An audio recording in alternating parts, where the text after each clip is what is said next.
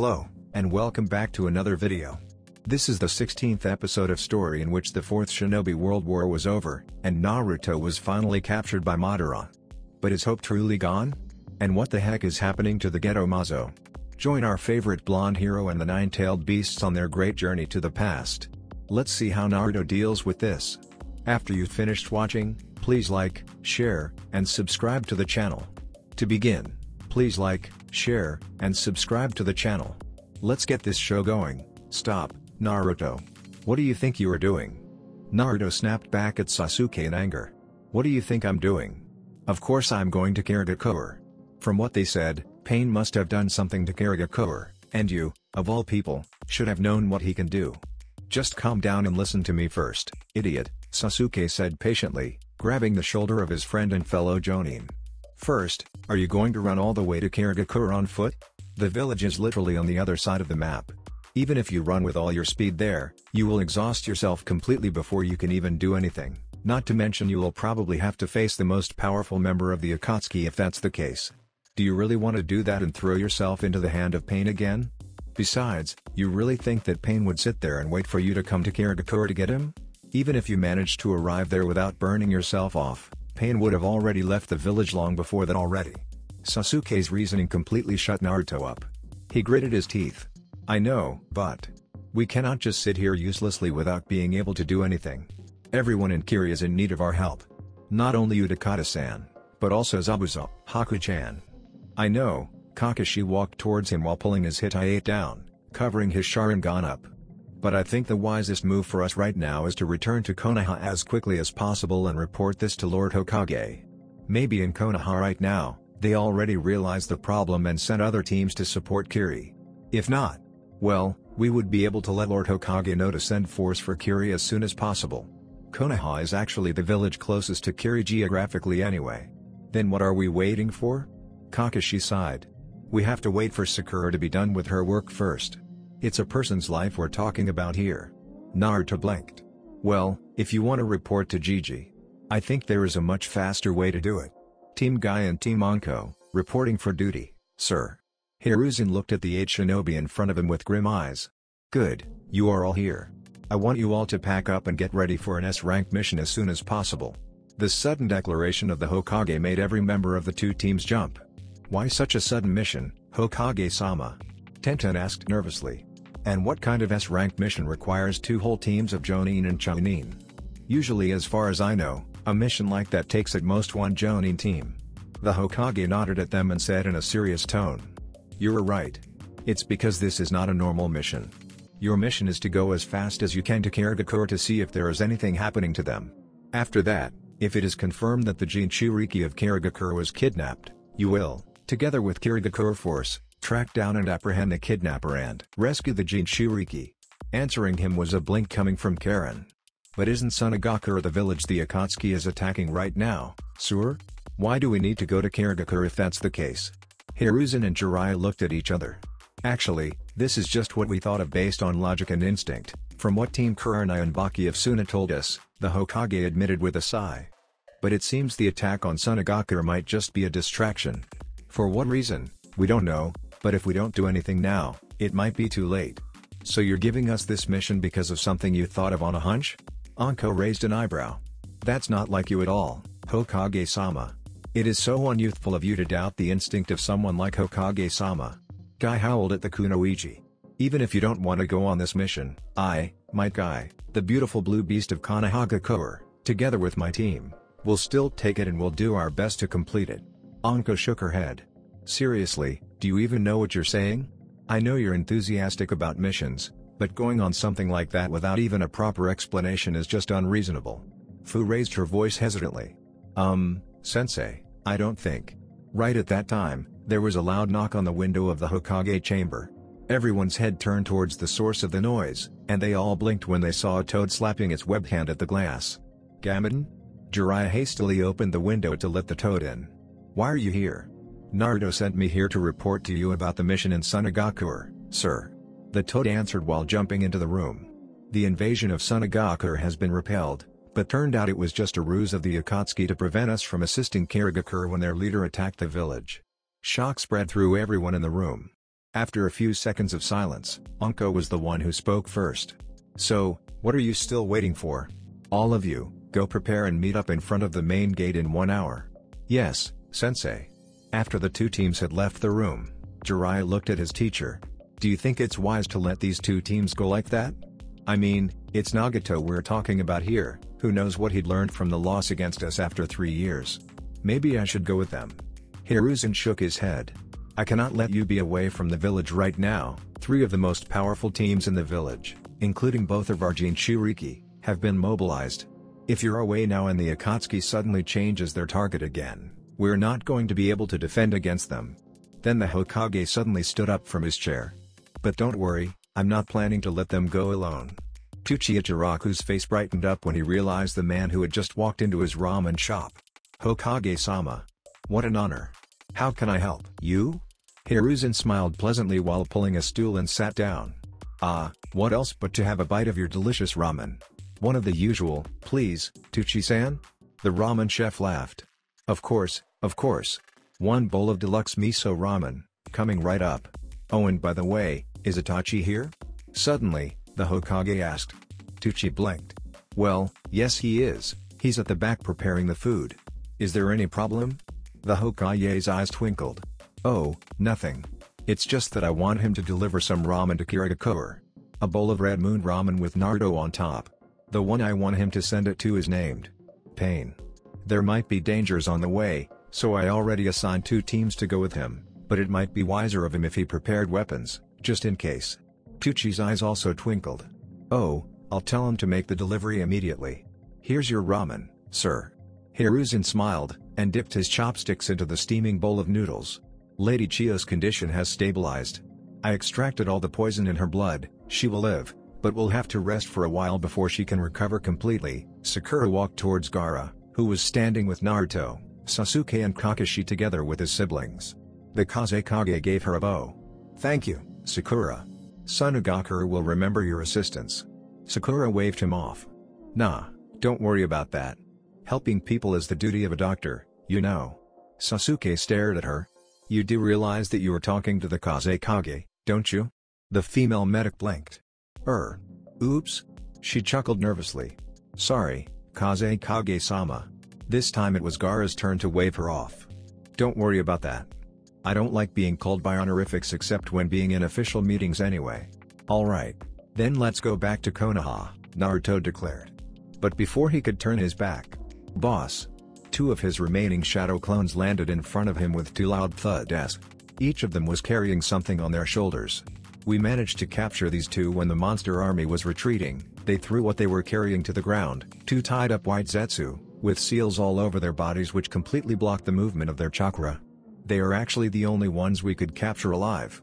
We already sealed their chakra up so that they can't run away. What should we do with them?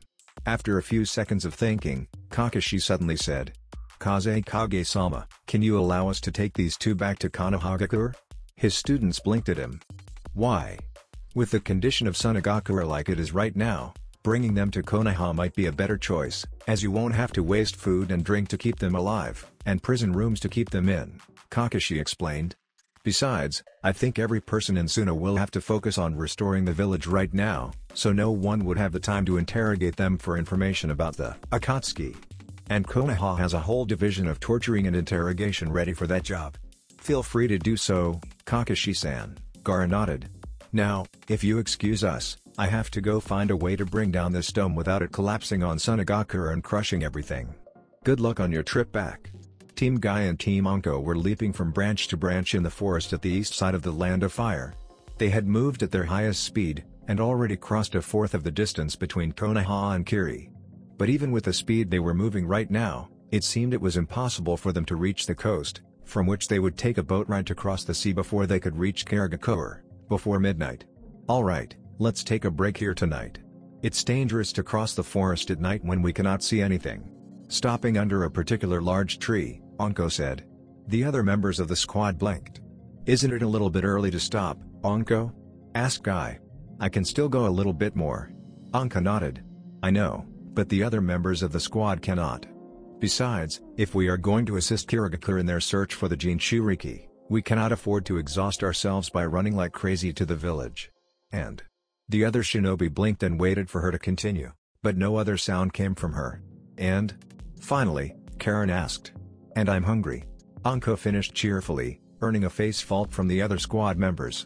"Now you all, go make a bonfire and find some water. We'll be here, setting up camp." Anko-sensei is still weird even after 3 years, huh? Fu whispered Karen when they walked away from their sensei. "You don't know anything, Fu?" Karen whispered back.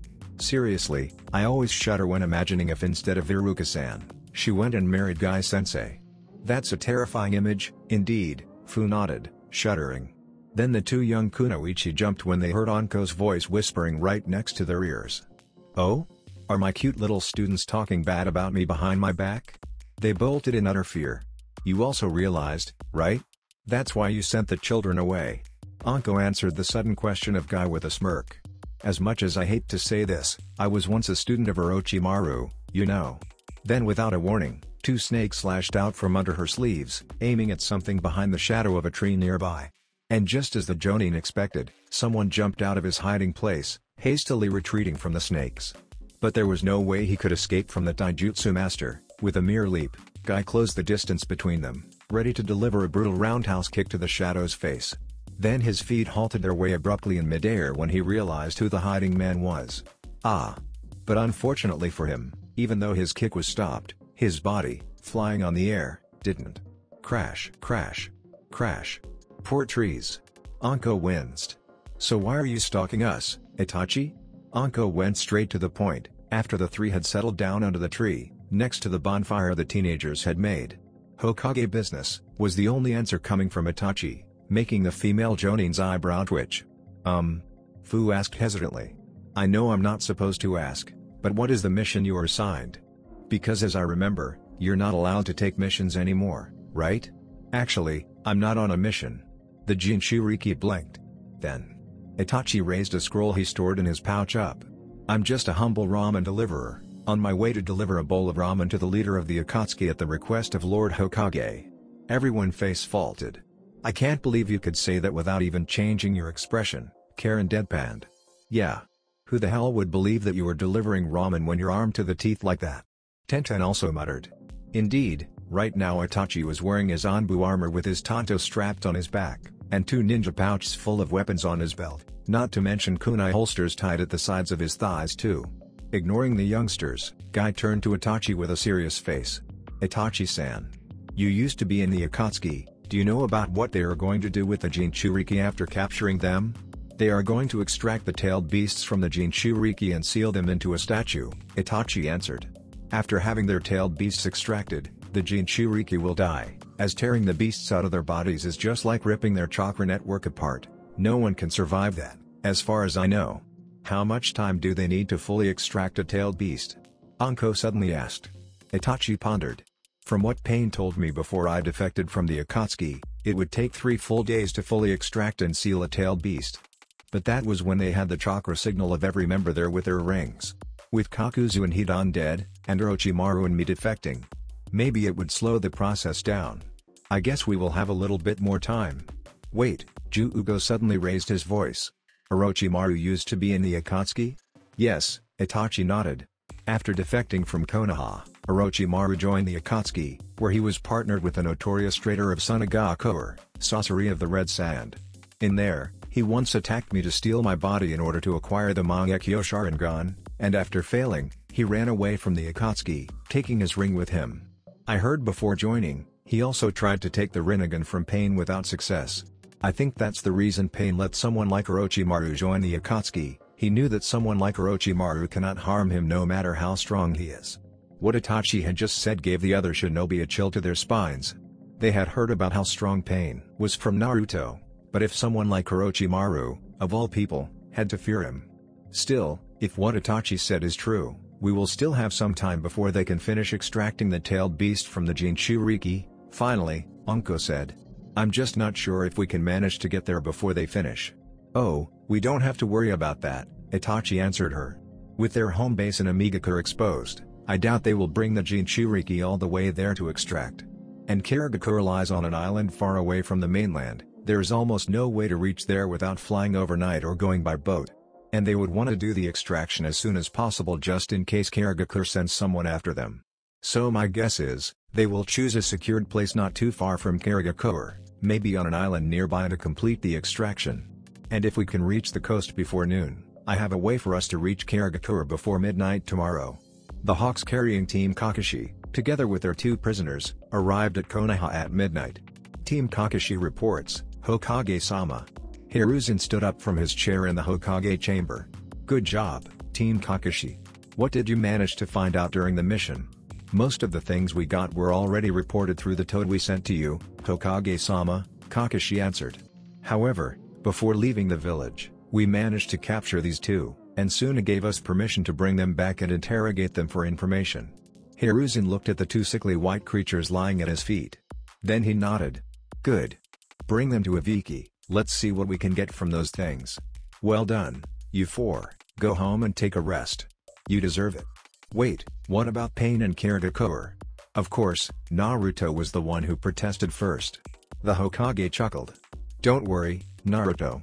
I already sent 2 teams to Karagakure right upon receiving your report. They are on their way to the village as we're speaking right now, and I assure you they are more than capable. Even so, Naruto insisted, I'm not going to sit here to wait. Even if I cannot join the teams to go after Pain, please let me go to Kiri. I have to make sure that my friends there are alright, and help they however I can. Hiruzen threw a sharp glare at Naruto. I understand how you feel, Naruto, but I cannot let you go right now. This is not the time for a total war. Mobilizing all the most powerful shinobi of the village to one location is not a wise idea. You, of all people, should understand this best, Naruto. What if the Akatsuki decides to switch their target towards us again? What the Hokage said was so true Naruto couldn't find any word to retort. He couldn't do anything else but nodding unhappily. So who did you send to Kiri, Hokage-sama? Sakura asked. Hiruzen pondered for a few seconds. Then he smiled. I guess letting you know won't do any harm. The teams I sent were Team Guy and Team Anko, and I also sent backup after them, so you don't have anything to worry. Team Guy and Team Anko? Sasuke exclaimed. Isn't that Fu's team? Do you really think it's wise to send a Jinchuriki after the ones who are after her? You don't have to worry about that. Everyone turned towards the window, where Jiraiya was leaning on right now with a bright smile. I was the one who taught Fu. I understand how good she is, the Toad Sage continued, still with a big grin on his face. Trust me, Pain is not going to like what's going to hit him. Morning came so fast it felt like just a blink of an eye to the Konoha shinobi. Before the sun rose from the horizon, they were already on their way out of the forest, and they would reach the coast in less than 2 hours. It seems we are going to make it after all. Itachi looked up. The sun was going higher and higher, noon was coming. And right now, they were running along the coast. You said that you have a way for us to reach Karagakure before midnight if we arrive here before noon, right, Itachi-san? Tenten asked. The Uchiha nodded. Yes. And we're going to get there very soon. Oh, it seems we have arrived. The group was standing in front of a small dock. The warehouse on the dock was full of goods ready to transport, but there was only one ship there, and it's not running. No one seemed to be working to load the goods on the ship, either. Must be because of the attack to Karagakure, Itachi thought. Instead of entering the dock, Itachi walked towards a small wooden house a few steps away from it. He knocked on the door 3 times. The door opened, and from inside, a giant of a man walked out.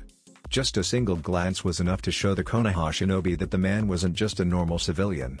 His body was full of powerful muscles, but they looked different from those of martial artists like Guy and Lee. While the 2 shinobi were also muscular, they were still lean enough to move fast without losing any power of their hits. This man. He definitely wasn't a shinobi, but judging from his appearance, he must have been someone who spent a lot of time doing labor works. A sailor. The man opened his mouth. Despite having such an intimidating figure and face, his voice and expression were surprisingly cheerful. Ha ha ha. Itachi-kun, long time no see. What brings you to the humble house of ye old Fuku, eh? Itachi smiled back at him.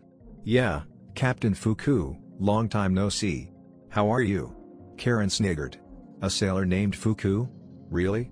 The old, rugged man glared at the girl. Who is this insolent brat? To stop the incoming fight to the death which was about to happen, Itachi hastily stepped in. Captain Fuku, you're not transporting anything today?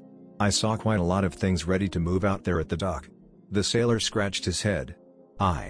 That's what I'm supposed to do, but it's kinda hard to go to Kirigakura now, huh? Not after that horrible explosion there yesterday. The Konoha shinobi's stomachs churned when they heard those words. Explosion? Fu stammered. What happened there? The captain shrugged. Beats me. Luckily I managed to get out of there half an hour before it happened. But damn, it sounded like someone just dropped a nuke on the village. Wonder if there was anything intact there anymore. What's a nuke? Lee asked. Tenten glared at him. He gulped. Never mind. So, Captain Fuku, if you're not doing anything today, can I ask you to carry me and my friends here to Kirigakura? Itachi said, looking at the sailor in front of him. Your boat is by no doubt the fastest one in the whole continent, if you can carry us there. The captain raised an eyebrow. Are you kidding me? Why the hell should I put myself in danger going back to that bombing site again that soon? I still have my family to take care of, mind you. Well, there goes the plan. Then maybe you can let us borrow your boat? Itachi suggested. You don't need to go there with us, we can take care of ourselves. Another head shake. Like how I'm letting you take my gull wing away alone. How should I know whether you're going to return her to me or not? Itachi cursed in his head. Everything was going out of his control now. He decided to use the last card he had. How about considering this as payment for the time I saved your life? I remember at that time you said I could ask for anything from you. You would do everything within your ability to fulfill it, right? The elder sailor winced. Well, I did say that. But you don't have to worry about protecting yourself, the Uchiha continued smoothly. These people are among the greatest of Konoha shinobi, they are not going to let anything touch you on our way to Kiri and back. I can assure you of that. The man glanced at the shinobi. Then he sighed. You really leave me no choice, huh, brat? Alright. On board of Gullwing, quick. Monsters. 5 minutes later, the Konoha task force was already crossing the wave on their way to Kirigakura. Wow, this boat is so fast. Karen marveled, feeling the water splashing her face. It's the fastest thing I've ever seen traveling on the sea. The captain of said ship laughed boisterously. Of course. Gullwing was made using the best technology. Who would think that such an antique like that can make a boat run this fast, eh? Anko blinked. An antique? What do you mean? The captain shrugged. Found a sunken boat a few years ago when going fishing near an island over there. Thing looked pretty old, rust covered the whole surface, you know? Cost me a fortune just to haul it up from the seabed, but totally worth it, eh? Where exactly did you find it? Guy suddenly asked, his voice surprisingly lacked the usual jolly tone. Captain Fuku just shrugged. Near some island on the other side of Kirigakura, but don't bother, there was nothing else down there, already checked up and down. Maybe everything turned to dust already, the boat I saw over there also crumbled right after I managed to remove the engine from it. Must be centuries old, that thing. The three higher-ranked shinobi looked at each other. If there really was such an advanced civilization in the world, who could create technologies like this, how hadn't they ever heard about it? And if there actually was one, where were they now? Their trains of thought were cut off abruptly when a deafening caw pierced their ears from above. What the hell is that? The three elder shinobi rushed out to where their students were staying, and saw it. On the sky, a huge bird of prey at least the size of the boat they were traveling on was descending down their heads. Its talons spread wide, one slash from those talons could already tear the boat apart. Look out, Itachi yelled, and immediately rushed through hand seals. A wall of water surged up from around the boat, and the bird crashed into it with all of its weight. A sickening crashing noise echoed through the air, and the wall managed to stand ground against the bird, but not for long. As the bird was thrown backward by the collision, the water wall also collapsed. From the other side of the wall, the boat dashed out with a groan from the captain. I knew that I shouldn't have gone to the sea today. What the hell is that? Anko repeated the question, glaring at the bird on the sky, which was now making a U-turn to launch another strike at the boat. Itachi's Sharingan followed the movement of the bird, and when they reached the creature's eyes, he immediately understood what's going on. That bird has the Rinnegan, he said. This must be one of Pain's summons. He set this up on our way to prevent anyone coming from Konoha's direction from reaching Kirigakura. What should we do now? Tenten yelled. No matter how fast this boat is, it won't be able to outspeed that freaking thing. Then she was nearly thrown off balance when chakra blasted out from Ju Ugo, who was standing next to her. The man from Ryudu clan had already entered his sage transformation, his body was now covered in brown skin. but different from the monstrous form he had taken before. Right now it looked just like he was wearing an armor made of the substance. Around his head, there was a helmet made of the same material, and some construct which looked really similar to a jetpack they usually saw on movies protruded out of his back. With a loud roar, he kicked the board of the boat and launched himself into the sky, straight towards the bird which was once again coming down on their heads. His left hand morphed into a giant fist, and when the two met on the sky, he delivered a brutal punch straight at the bird's beak. Moving at a neck-breaking speed, the bird couldn't change its direction in time, and ate the whole fist to the face. It was blown backwards with a startled squawk. "Woo! What a youthful blow!" Lee cheered. But Itachi grimaced. "No. Attacking like this won't stop it." Indeed, the bird had recovered almost immediately from Ju-Ugo's blow to its head. It seemed the hit only managed to piss it off. It snarled and changed its target to Ju-Ugo, who was now hovering on the air by the chakra blasting out of the construct on his back. The man's eyes widened, and he desperately made a dodge roll on the sky, right on time to avoid the sharp talons of the bird from gouging his stomach out. "Creatures summoned by pain can't be stopped by normal attacks," Itachi explained when Ju-Ugo blasted the bird with a beam of chakra from the cannon he had just formed on his arm, to little effect. "We need to hit it with something strong enough to take it down in one blow." "I'll go help him," Fu yelled, and from her back, a pair of wings spread out. She lowered her stance, ready to launch herself into the sky. Before Karen stepped in front of her. "What? You should save your energy until we face the real pain, Fu." The Uzumaki girl smiled. "Trust me, Ju-Ugo will be able to handle that." The giant bird squawked angrily after being hit by another blast coming from Ju-Ugo. Even before the 3 years of training, Ju-Ugo had still been the most powerful shinobi in Konoha in terms of firepower, only fell below Naruto, Fu and the Hokage himself. Wielding the power of nature herself in his body, he could easily take down a village in one blast if he went all out. And as long as he stayed transformed, he would never have to worry about running out of chakra, as the infinite energy of nature would recharge him immediately without fail. The only problem was, before, he hadn't had any control of his power. Whenever he tapped into his ability, his crazy, bloodlusting alter ego would have taken control and slaughtered everything in his sight mindlessly. But now, after the time he had spent in Konoha, and with the help of the Hokage, his sensei and his friends, he had learned a lot of things. And the most important thing he managed to learn was common sense. "No. I cannot overpower this creature with sheer force alone. It just doesn't work." But Ju-Ugo's eyes widened. Why hadn't he thought of this before? Pushing himself away from the bird with a blast of chakra from his jetpack, Ju-Ugo launched a barrage of small, but precise chakra shots at the creature. The power of the shots wasn't much, but they were more than enough to attract the attention of the bird. It caught angrily and tried to rush Ju-Ugo again. But the shinobi easily dodged the reckless charge by launching himself upward. And with that, he had completed the setup for the final blow. "I see." Everyone turned to Neji, who had just said those words. His Byakugan were activated at full force, and on his face, there was a victorious smirk. Ju-Ugo won. That bird is going down. It's not a surprise that Neji was the one who noticed that. After all, the Byakugan has the ability to see chakra. Therefore, it's just natural that he could see the humongous amount of chakra focusing in the cannon on Ju-Ugo's left arm, which was now pointing at the bird right below him, with its stomach towards the deep sea below. And Ju-Ugo unleashed the blast. The giant bird was hurtled into the sea from the sheer force of the chakra beam coming out of Ju-Ugo's arm cannon. It crashed into the blue surface with a loud boom, sending huge waves of water everywhere, but didn't even stop until it reached the bottom of the seabed. The sea trembled with the terrifying collision, then stopped. There was no sign of the bird emerging again from below. And that, Ju-Ugo landed on the board of the boat, shows how birds cannot fly if they're drowned in water. Even Itachi had to nod dumbly hearing this, rather obvious, statement. Pain's Devapath's eyes cracked open. "What's wrong?"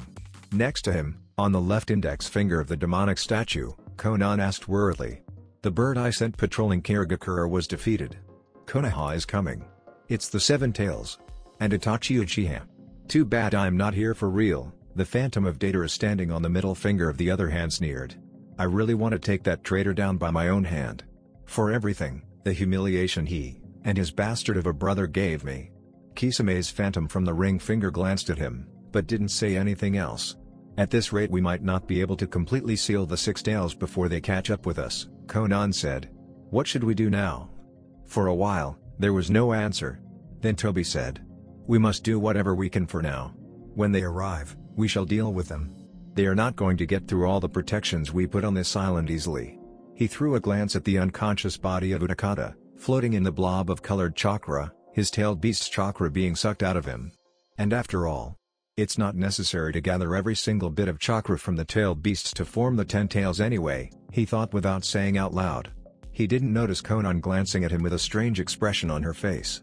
The moon was reaching the zenith when the boat touched the dock with a light thud. "Here you are." Kirigakure. Team Guy and Team Anko, together with Itachi, stared at the scene in front of them in horror. What the hell happened to this place? The village was completely devastated. Houses were destroyed, and dead and injured people scattered everywhere around what used to be a very crowded and prosperous shopping street within the sight of the Konoha Shinobi. And Itachi could see the ruins of what used to be the Mizukage Tower at the center of the village. An injured Kiri Shinobi, seeing the group walking into the village, pushed himself up from the ground and yelled while still clutching his bleeding stomach. "Stop right there. What do you want?" Anko immediately walked up to the shinobi. "Calm down there, man. We're Konoha Shinobi, coming here to help Kiri as soon as we heard the news. See our headband here?" she said, pointing at her Hittite. "What happened here? How can I be sure that you're not some other invaders coming to finish off our village? Hittite can be faked." Arg. The man couldn't finish his sentence before collapsing back to the ground from the multiple wounds on his body. Anko sighed. "Karen?" The Uzumaki girl walked up, kneeled down next to the shinobi and started using medical jutsu to treat his wounds. Fu blinked. "You can heal people without letting them bite you now, Karen-chan?" Karen answered, not looking up from the wounded shinobi. "Of course I do. I cannot let everyone bite me to heal them, it's just too indecent." "Okay, done." The shinobi looked at his body and surprised to see all of his wounds closing up quickly without a trace. He glanced back at the group wearing Konoha Hittite in front of him suspiciously for a few seconds. Then he sighed.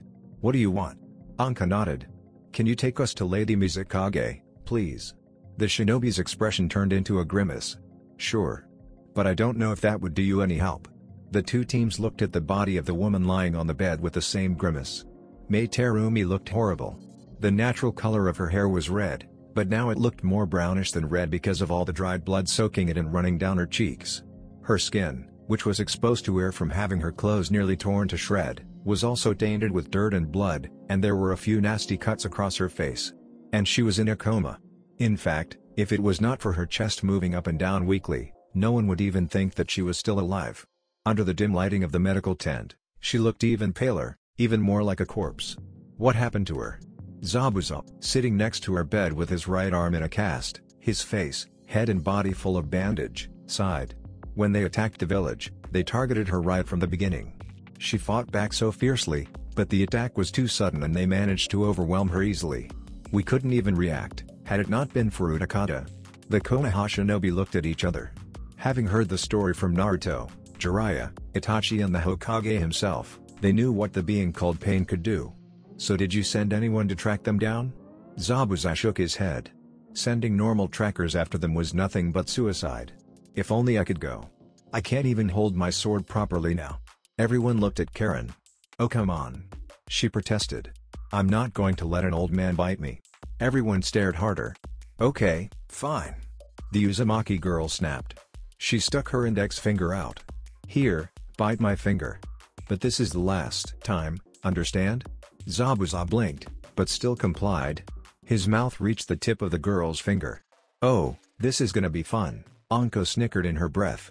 She knew what would happen when someone bit Karen to be healed by her chakra. And to imagine that happening with an old man like Zabuza. But instead. "Yo! What the hell was that for, you jerk? Are you planning to bite my finger off?" Slap. Anko knew she would go to hell when she started laughing out loud. It actually worked. That's the only word Zabuza could say when he felt his body healed up completely by the chakra of the Uzumaki girl. In fact, he felt that he was even stronger than he used to be before the attack. He flexed his arm, and the cast cracked and shattered under the force. Of course it worked. Karen, now recovered from the healing session, but still had a slightly blushing face, scoffed. "Don't underestimate the ability of an Uzumaki." Zabuza blanched. "You're a relative of that Naruto brat? Damn, no wonder. So, now that you are completely healed, are you planning to track down Pain and rescue your Jinchuriki, Zabuza-san?" Guy asked. Of course I'm going to, Zabuza nodded. However, it would take some time to find out where they are first. I doubt they could have gone far. Had they gone all the way back to Amigakure, they wouldn't have left a scout around Kirigakure like that, he said, obviously referring to the bird the Konoha group had faced on their way. They must still be somewhere around here. Possibly on an island out there. It would take 1 or 2 days for us to locate where they are. 1 or 2 days? Anko exclaimed. That is just too long. Who knows what the Akatsuki can do in those days? Actually. Everyone turned towards Fu, who had just raised her voice. On her face, there was a confident, but a bit mischievous smile. I didn't tell anyone about this before, but I actually have a way to track down anyone in this world. You're kidding me. Even Guy and Kakashi's report during the test didn't say anything about that. Hiruzen looked at Jiraiya in surprise on their way to the torture and interrogation division. Jiraiya answered the Hokage with a cheeky smirk. Well, a shinobi cannot show everything he can do to his enemies, right? The third Hokage sighed. Touché.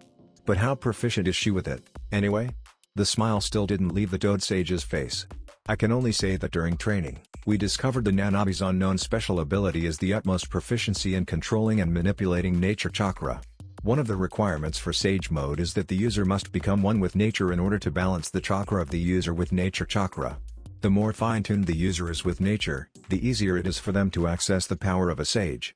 If the user contains inside them the tailed beasts, beings who used to be parts of the Ten Tails, the creature born from the god tree which holds the power of nature itself, it would be even easier. PFFT, as if it was really that easy, any Jinchuriki in history would have become a sage. There is a reason why Hashirama Senju was the only known Jinchuriki who had achieved Sage Mode in history. After all, no matter how powerful you are, the immense power of nature is not a toy. Even though the tailed beasts could help them access the power easier, without proper training, nature chakra would destroy the user from the inside out. Just look at Naruto to see. He'd had to practice with 4 shadow clones at a time during his time for weeks before Pain's invasion and still couldn't enter Sage Mode without staying still for some time. And that was still very quick, as Fukasaku, one of the Toad Sages, had said. Well, considering time flows much slower in the realm of summons and the sages themselves were hundreds of years old, their definition of quick might be different from what we think, but still. Only after taking complete control of Kurama's chakra, and especially, befriending her, could he decrease the time he needed to access the mode. And he still couldn't maintain the form for long without recharging it from time to time. Those like Orochimaru, who tried to manipulate nature power through unnatural means like the cursed seal, wouldn't be able to do it properly without their bodies being destroyed gradually from the inside. Even those who were blessed with the power naturally, like Ju-Ugo's clan for example, still suffered from their bodies being morphed into monstrous forms whenever they tapped into the power. Most of that clan was wiped out, mostly from their tendency to become axe-crazy from the influence of their alter ego whenever they used the power anyway. However, there was one being in this world that held the innate power to fully control and manipulate the power of nature without any drawback. When creating the tailed beasts, the Sage of Six Paths gifted each of them one of his abilities. When it came to the ability to control and manipulate nature energy, which qualified him as a sage, knowing that it was an incredibly dangerous ability which would potentially destroy the world if falling into the wrong hand, he decided to give it to the beast holding all of his positive emotions, without even letting her or any other tailed beasts know about it. He hoped that, in the hand of a being filled with love and happiness, the power would not be used for evil purposes. And in the worst case, if she happened to fall into the wrong hand, without her knowing about it, the power would manifest to be abused. And that being, Chome, was only able to find out her true potential when her best friend, her most trusted Jinchuriki, had departed on a training trip with the legendary sage Jiraiya. Holy shit, Karen exclaimed when Fu opened her eyes. There wasn't much change everyone could see on the Jinchuriki. The only thing noticeable was that her irises had turned yellow with a ring of orange bordering them, and there was green pigmentation around her eyes, extending to her temples, which resembled a mask. But a sensor like Karen could feel how terrifying the power within the Jinchuriki was even without activating her Kagura Shingon. The chakra inside Fu had become extremely dense and humongous, and at the same time, it was something else, something different. Even with Chome inside of her, Fu's chakra had never become like this before. This is Sage Mode, she heard Itachi muttering behind her. But this is incredible. Even Jiraiya-sama has never shown such a great level of power when he entered his own Sage Mode before. The energy inside her right now is very similar to what I get when I use my power, Ju-Ugo also said. But it's just the energy. Every other thing is different. She doesn't even transform, and it's like she's taking nature energy into her body unconsciously, without even trying. It's just like she melded into nature herself. Yep. Fu answered cheerfully. In this state, you can think of me as becoming one with nature, and because of that I can find anything which exists in this planet. Now, let's see. She closed her eyes again, and reached out with her mind. Her consciousness started flying across the elemental continent, across mountains, across lakes, across the sea, across forests. Huh, that's weird. Everyone held their breaths. What's wrong, Fu? Anko asked. I can't find them anywhere. I mean, I know how Utakata-san's presence feels like, but it's just like he had disappeared from the surface of the planet. No, even if that had been the case, I should have still been able to find trace of him. It's more like he just doesn't exist in this world. How is that even possible? Zabuzai asked, completely confused. I mean, they have just attacked Karagakure yesterday. Had it not been for Utakata, we would have been wiped off the planet. How can he not exist? It seemed no one could answer this question, because following it was a long and suffocating silence. Finally, Itachi said, Tobi. Everyone turned towards the Uchiha. He nodded. During the time I was in the Akatsuki, I managed to find out the main abilities of every member. This Tobi. He has the power to send himself and other things to a different dimension only he can access. Maybe he also sent Utakata there for the extraction? Then he shook his head. No, it cannot be. Even with that power, even if he could send other things into that dimension, Tobi himself can only stay in that dimension for 10 minutes at best. So how should he? I think I have the answer. Now everyone's eyes turned to Karen. She was smirking proudly. When I read the sealing book Naruto gave me as present, I found a sealing jutsu which can isolate an area from the space-time continuum. Basically, what stays in the range of the sealing jutsu would be separated from this dimension into a completely different dimension, while still staying on the surface of this planet. But if that's true, I don't know how they managed to get a hand on it. It is a very advanced Fuinjutsu of Wazushiogaku after all.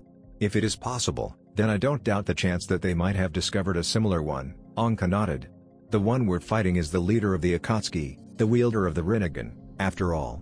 If that's the case, finding where that place is not difficult at all. Neji raised his voice. Fusan, can you use your ability to search around once more and find if there is a place that should have had something in there, but there isn't one? Like, a sudden empty void, for example? Fu blinked. That was an oddly specific question, as if the Hyuga had already known something. I will try, she said, and closed her eyes again, focusing. Seconds later, her eyes snapped open. I found it. There is something that looked like a dome about 9 or 10 kilometers to the north of here. But I cannot sense anything inside it. As I thought, Neji nodded. Byakugan. You're right. Even the Byakugan cannot see through that. It seems the only way is to go there to find out. When everyone was getting ready to depart, Zabuza whispered to Guy. That's the Hyuga boy who lost to the pink-haired girl in that Chunin exam, your student, huh? Have to admit, he has matured quite a lot since then. He might have been Jonin now if I wasn't wrong. Guy nodded. Of course. But even though I urged him to accept the Jonin promotion so many times, he just didn't want to.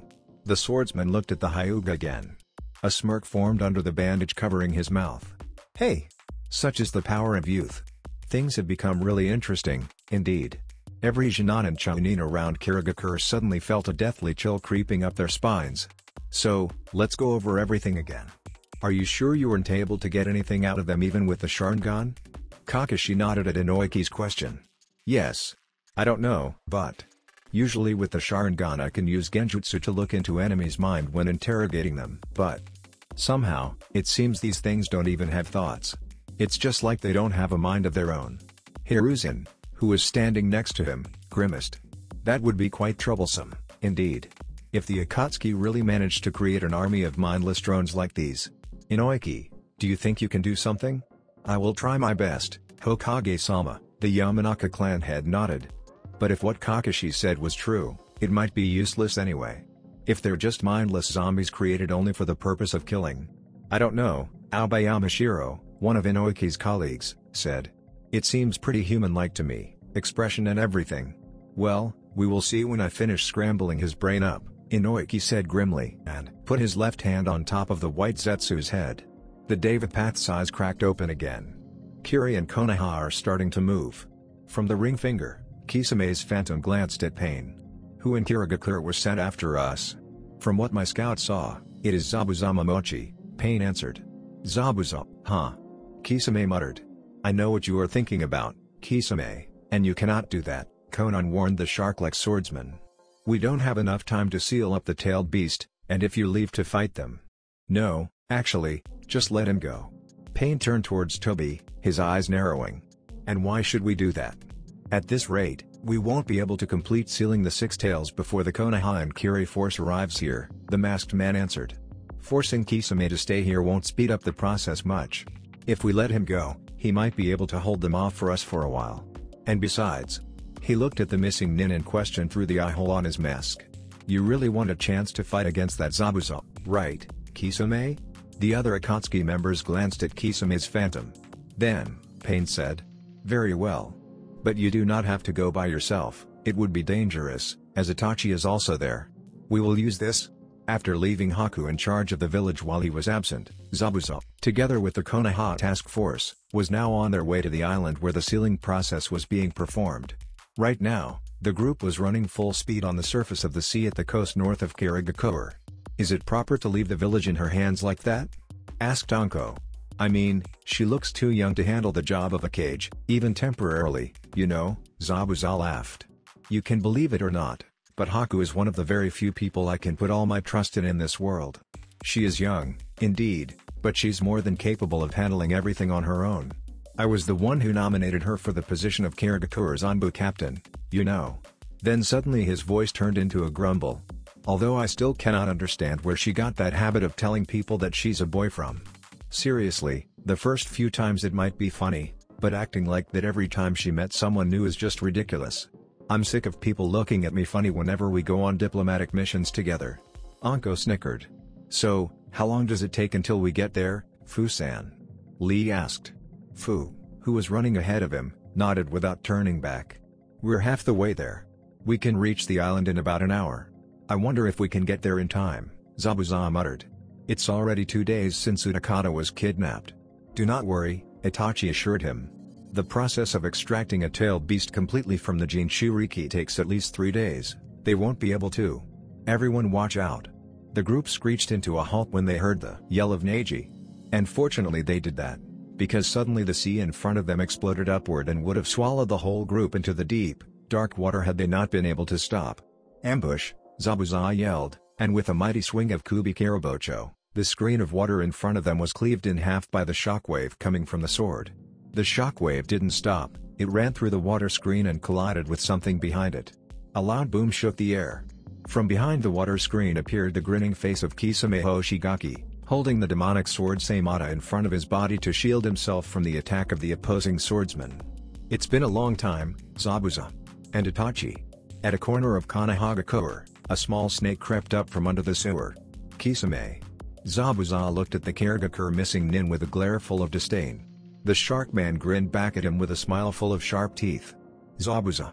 It's been a long time. The Kirigakure loyalist's eyes didn't leave the missing nin an inch. He knew how powerful the monster of the hidden mist was, and if he thought he could ignore him even for 1 second, he would be a fool. He growled. Are you here to stop us from reaching where you Akatsuki are extracting the 6 tails from Utakata?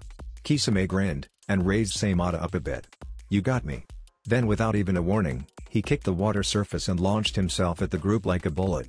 Seimata was swung in a wide, horizontal arc, absolutely aiming to maim at least 3 members of the group.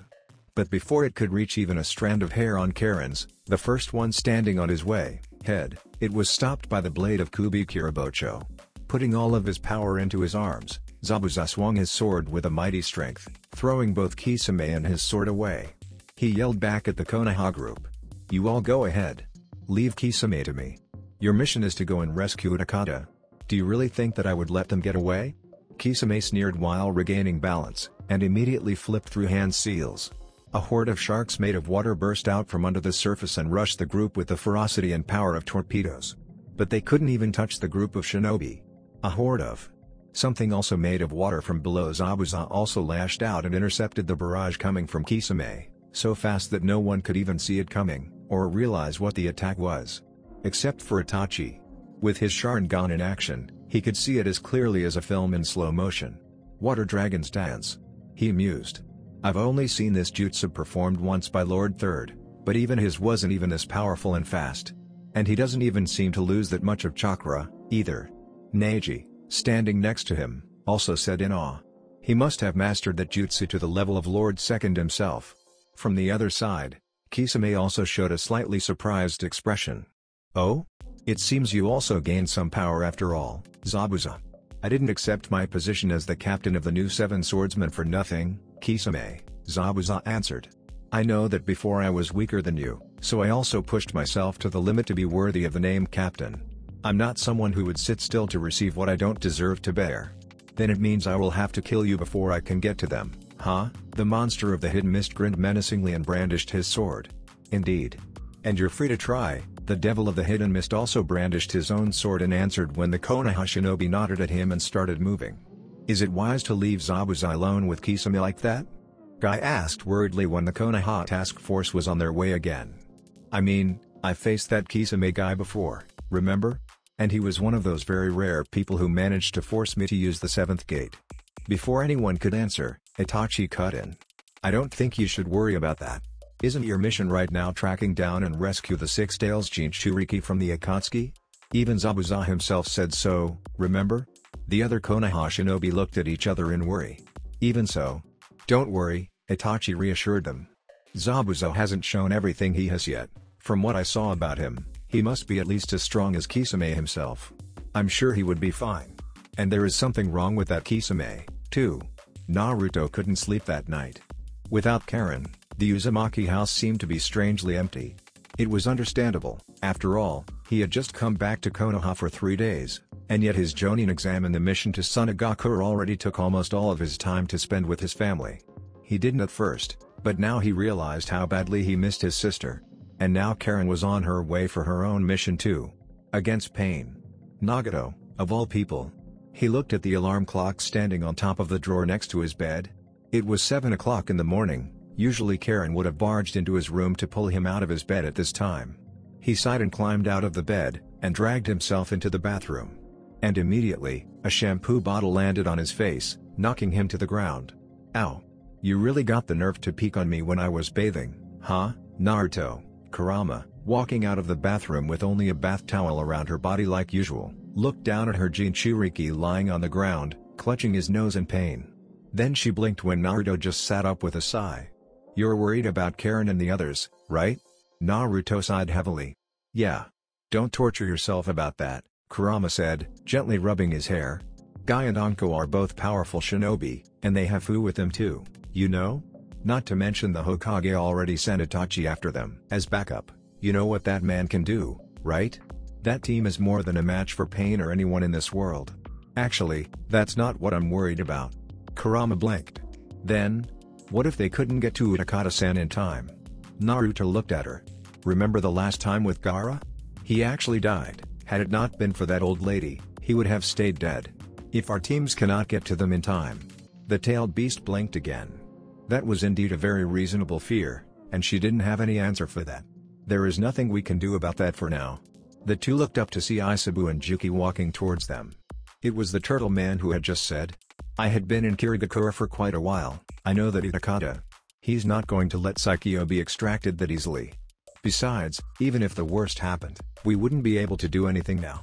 The best we can do is to hope that our force arrives on time. Then Isabu smiled. Come now, Naruto, believe in your friends a bit, will you? There is no point sitting there and be worried. It's not gonna be good for your health. Naruto punched the ground in anger. Damn it. If only I had mastered the Flying Thunder God Jutsu like my dad. Kurama stared at him. Are you kidding me? That jutsu cost your dad nearly 10 years to recreate and master. The fact that you can use it right now already shows that you are more than just prodigious. I was sealed in his girlfriend's belly, I know that for sure. What else are you even asking for?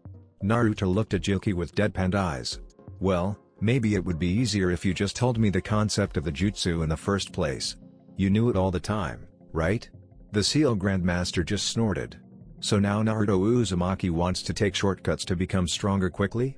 Don't forget, it was you who insisted that you would figure the jutsu out by yourself.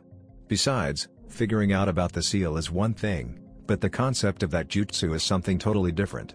As you already knew, it isn't a sealing jutsu at all. The seal on your dad's kunai is just some fancy thing your dad thought of to hide the real meaning behind it.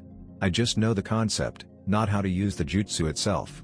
And even if you knew the concept, there's no guarantee that you would be able to use it properly. Remember that time when you nearly cut yourself in half when practicing it? Luckily Jiraiya knew enough medical jutsu to patch you up, had he not been there.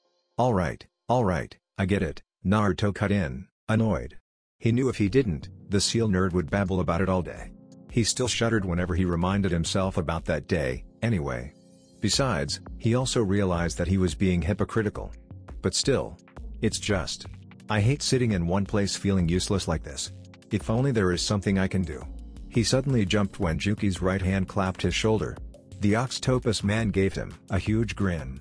You should just relax yourself first, Naruto. Let me tell you a secret, during the time we stayed at Karagakour, I and Jiraiya already decided on a plan. Even if the Akatsuki could get their hand on Utakata, they wouldn't be able to extract Saikyo from him that easily. Right at that time, the doorbell rang. The blonde sighed, standing up. I'll get the door.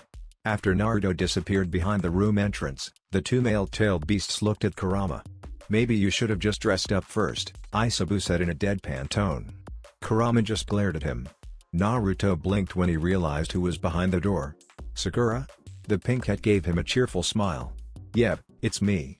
And anyway, I'm not here to play. This morning Tsunade-sama told me to come get you to the hospital as soon as possible, so I thought I would bring you with me on my way to work.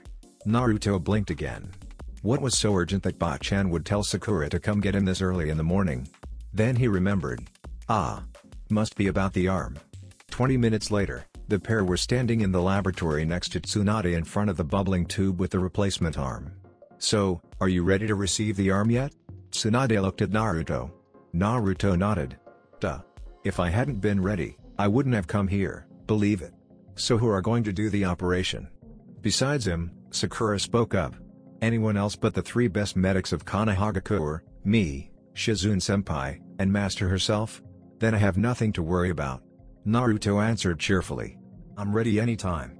The legendary medic nodded. Alright then. But in order to do the operation, we have to sedate you first. So. She raised a syringe up, and Naruto's eyes widened. Oh no, there is no way I would let that thing come near me again. Tsunade sighed. I knew this would happen. Sakura? Huh? Sakura, what are you? Hi. 4 seconds later, he fell to the ground, with a syringe stabbed deep into his right butt cheek. Sakura sighed. This is just pathetic. Naruto groggily cracked open his eyes. Ugh. Welcome back to the land of the livings, Naruto. A familiar cheerful voice rose next to him. The operation was a total success. Naruto groaned, and pushed himself up from the bed with his left hand. Sakura, next time if you dare doing that, I don't care if you are my best friend, I swear I will strangle you with these bare hands. The pink cat rolled her eyes. Oh please, I couldn't believe you are still like that after 3 years of training. Naruto Uzumaki, Jinchuriki extraordinaire, Jonin of Konohagakure, Master Sage, blah blah blah, is afraid of needles? Naruto glared at her. You won't be able to say that if you stay and train with Haku-chan for 3 months, I assure you, he said, and shuddered. Seriously, why are nearly all of my female acquaintances sadists with pointy needles? Sakura deadpanned. Nope, they're not. Name one who isn't, Naruto challenged. Hinata. Naruto glared at her again. You're so unfair. Sakura just answered him with a cheeky smile. Naruto looked at his new arm. From what he could see, it looked rather normal, beside the fact that it was covered wholly in bandage. The annoying thing was, I can't feel anything. And I can't move it either. Is it supposed to be like that? Tsunade, who had just walked into the room, winced and answered for Sakura. Well, you kinda got too familiar with your artificial arm already, right? You spent 3 years with it after all, mind you. So obviously you would need some time to be able to control the new arm properly again, since you cannot do the same thing as you did with your fake arm to it. And it would take some time for your brain to reconnect to and accept the nerves and everything inside that new arm, too. Naruto groaned. It would take me weeks like before, wouldn't it?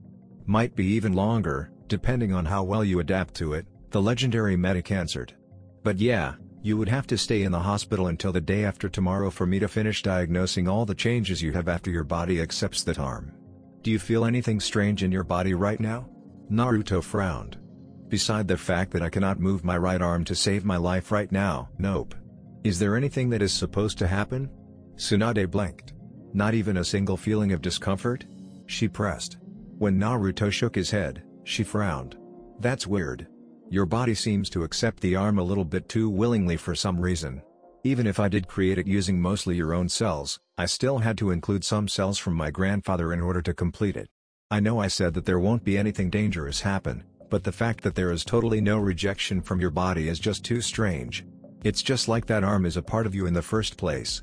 Maybe because I have the Kyuubi inside my body? Naruto guessed. Anyway, since the operation was successful, there is nothing left to worry about, right? This is not something to joke about, Naruto. Tsunade glared at him. Do you know what would happen if the information that your body can accept my grandfather's cells freely leaked out? A lot of people in this world crave the power of wood style, but it is incredibly difficult and dangerous to implant the cells of my grandfather into a human body. Now if someone knows that your body can harbor his cells freely without any drawback, what do you think would happen? Remember Orochimaru? And it's even worse now, since there are now 5 Orochimaru instead of 1. Who knows what that crazy bastard would do? Naruto blanched. That was actually something he had never thought about. Seeing Naruto's face, Tsunade waved him off. Oh, stop it with that face. I know you can take care of yourself.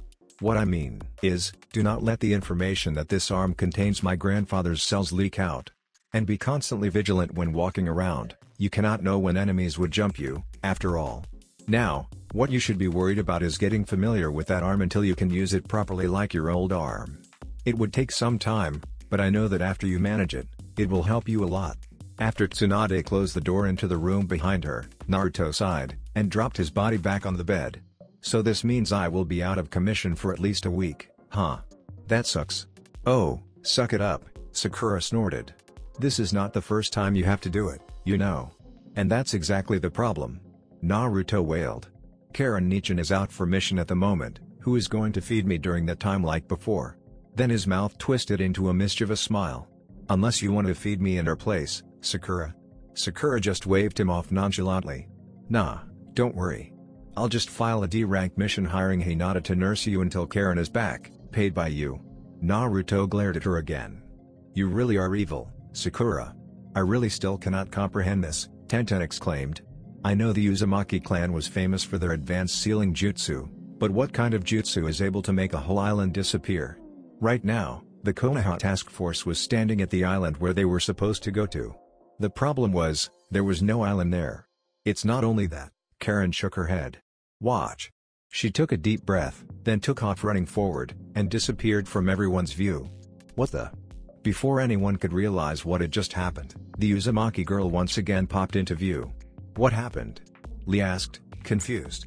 Where did you go, Karen-san? Did you just teleport? Karen shook her head. Obviously not, I'm not Naruto, you know. When I ran into the border of the island, I was immediately transported to the other side. It means space around the island was bent and warped so much that it literally separated it from this dimension. Watch again. She once again walked towards where the island was supposed to be, but instead of running headfirst into it, she just bent her body forward. And everyone gasped when the upper half of her body disappeared from view. Neji activated his Byakugan, and winced. She's right. Her head and chest are at the other side, 5 kilometers away. That's just creep, eh? Tenten shuddered. So this sealing jutsu is so powerful it managed to create a space-time distortion. Wonder how the Akatsuki managed to get their hand on it. Guy muttered. But surprisingly, Itachi shook his head. Actually, space-time sealing jutsu, while rare, are definitely not something unheard of. I remember even Hokage-sama has something like that installed in his office in case he wants to have a completely private conversation that no one can overhear. I think it has the basic concept similar to this one, separating the office into a different dimension. Even the concept of a normal storage seal is like that, sending the item you want to seal into a hyperspace which only the holder of the seal can access. I guess this one is just that jutsu used in a very large scale, much larger than the one in Hokage-sama's office. Karen turned towards the Uchiha in shock. How do you know about that? She asked. Itachi just chuckled. Trust me, A lot of the supposedly incredible things in the ninja world are just simple things souped up by those so-called geniuses to make them look better in the eye of other people. My deceased friend Shisui gained the name Shisui of the body flicker just because he could use the body flicker jutsu in a flashier way, that's all. There goes those secret advanced sealing jutsu of the Uzumaki. Karen confirmed with a sigh. Basically, as far as I understand, this sealing jutsu is indeed based on that concept, although in a way larger scale than that normal one in Hokage-sama's chamber. It doesn't even need constant influx of chakra from the user to maintain its effect. Breaking it is a big problem. Let's see. She unsealed Uzumaki's hidden sealing arts, which was sealed inside a tattoo of a sealing array on her right hand, flipped through it and grimaced. Just as I thought.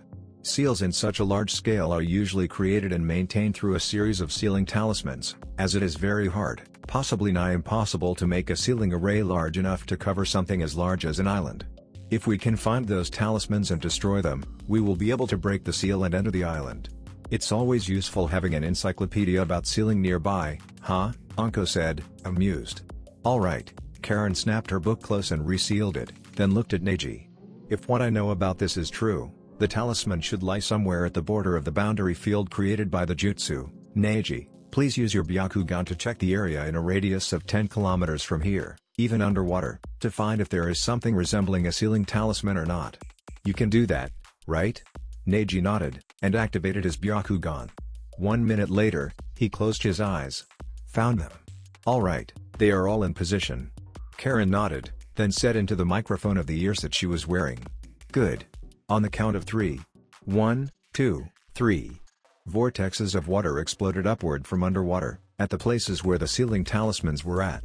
A few seconds later, the water surface returned still. When the island, which were about 5 kilometers large in radius, with a mountain peak at the center, faded into view again, Anko looked at Guy. You know, I suddenly feel glad we thought about using shadow clones for this. The taijutsu master nodded in stunned silence. Toby frowned under his mask. The Konoha group has just managed to get past the dimensional barrier. They are going to arrive at our place soon. How long more does it take to finish the extraction? Pain looked at him. We need about 1 more hour to completely extract the beast from the Jinchuriki, the masked Uchiha answered.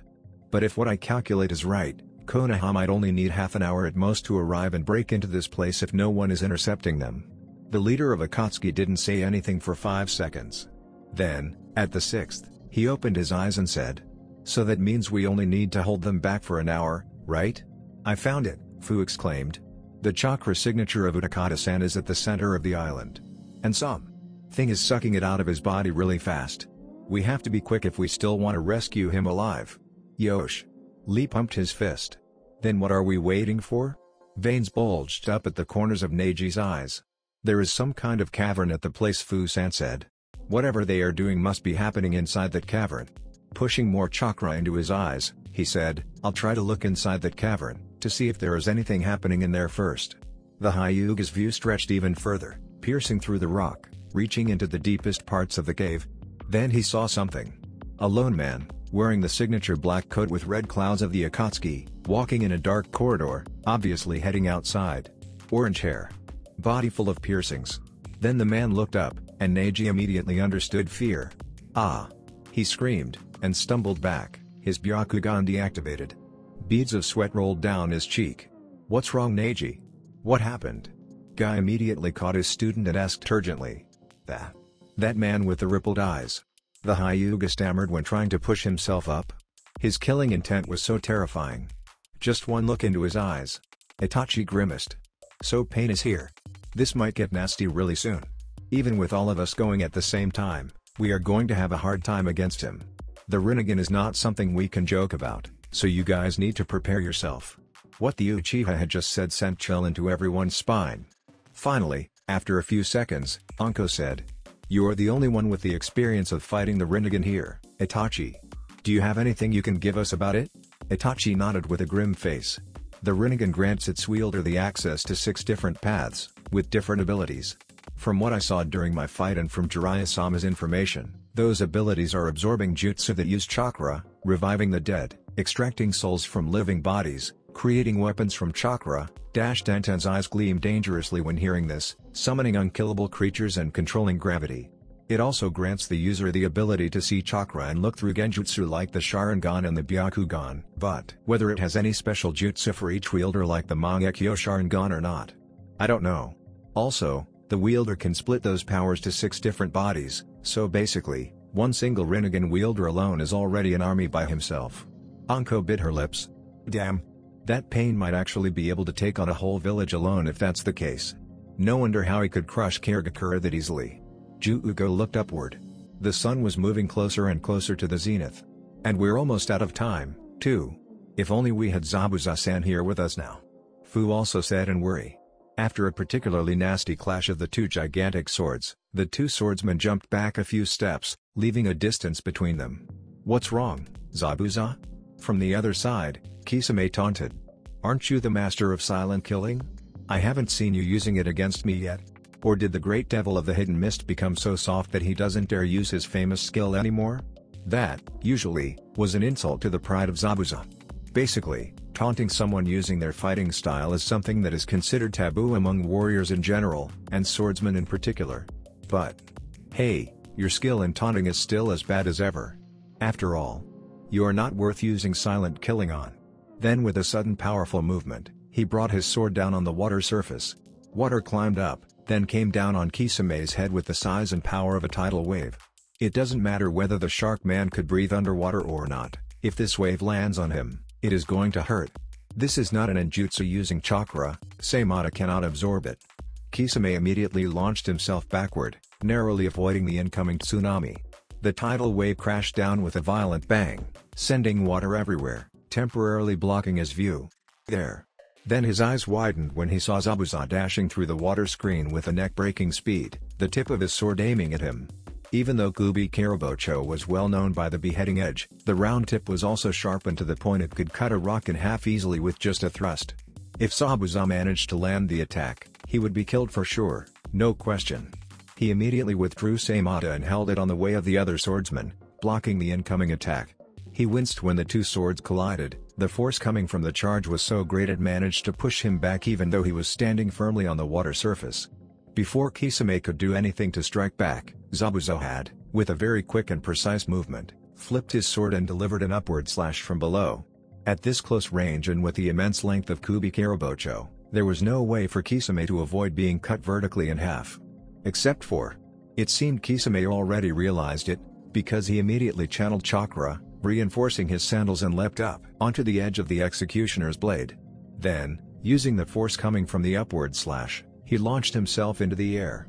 With that jump, he knew he would be able to make a bit of distance between them when he landed, enough for him to prepare an ninjutsu strong enough to overpower Zabuza. But, to his horror, Zabuza's eyes gleamed. Then, the devil of the hidden mist disappeared from view. What? Over here? From behind? But how? The giant blade once again descended on his head. But you underestimated me, Zabuza. In the middle of the air, Kisame spun. The momentum of the movement sent Seimata crashing against the descending blade of Kubi Karabocho. The 2 blades once again collided with a deafening clang, but that was more than enough for the shark man to stop the other swordsman from taking his life. No. It was you who underestimated me. Kisame's eyes widened when the force pushing down on him and his sword suddenly tripled in intensity. And with a brutal swing, the Akatsuki member was sent hurtling down to the sea. He crashed at the water surface, sending a huge wave everywhere. Gah! Then he found his body unable to move, thanks to the 4 water clones of Zabuza surrounding him, casting the water prison jutsu at the same time at him. The real Zabuza landed on the water, and walked towards the restrained Kisame, who laughed maliciously. You really have become stronger, eh? The loser of the 7 swordsmen. But you are still weak. If only I didn't have to spend half of my chakra fighting that accursed Kakashi yesterday. The devil of the hidden mist glared at the Akatsuki member. You are right. Maybe I'm still weak comparing to you at full power. But a fake like you do not have the right to say something like that to me. The giant executioner's blade came down again, and this time, it met the target.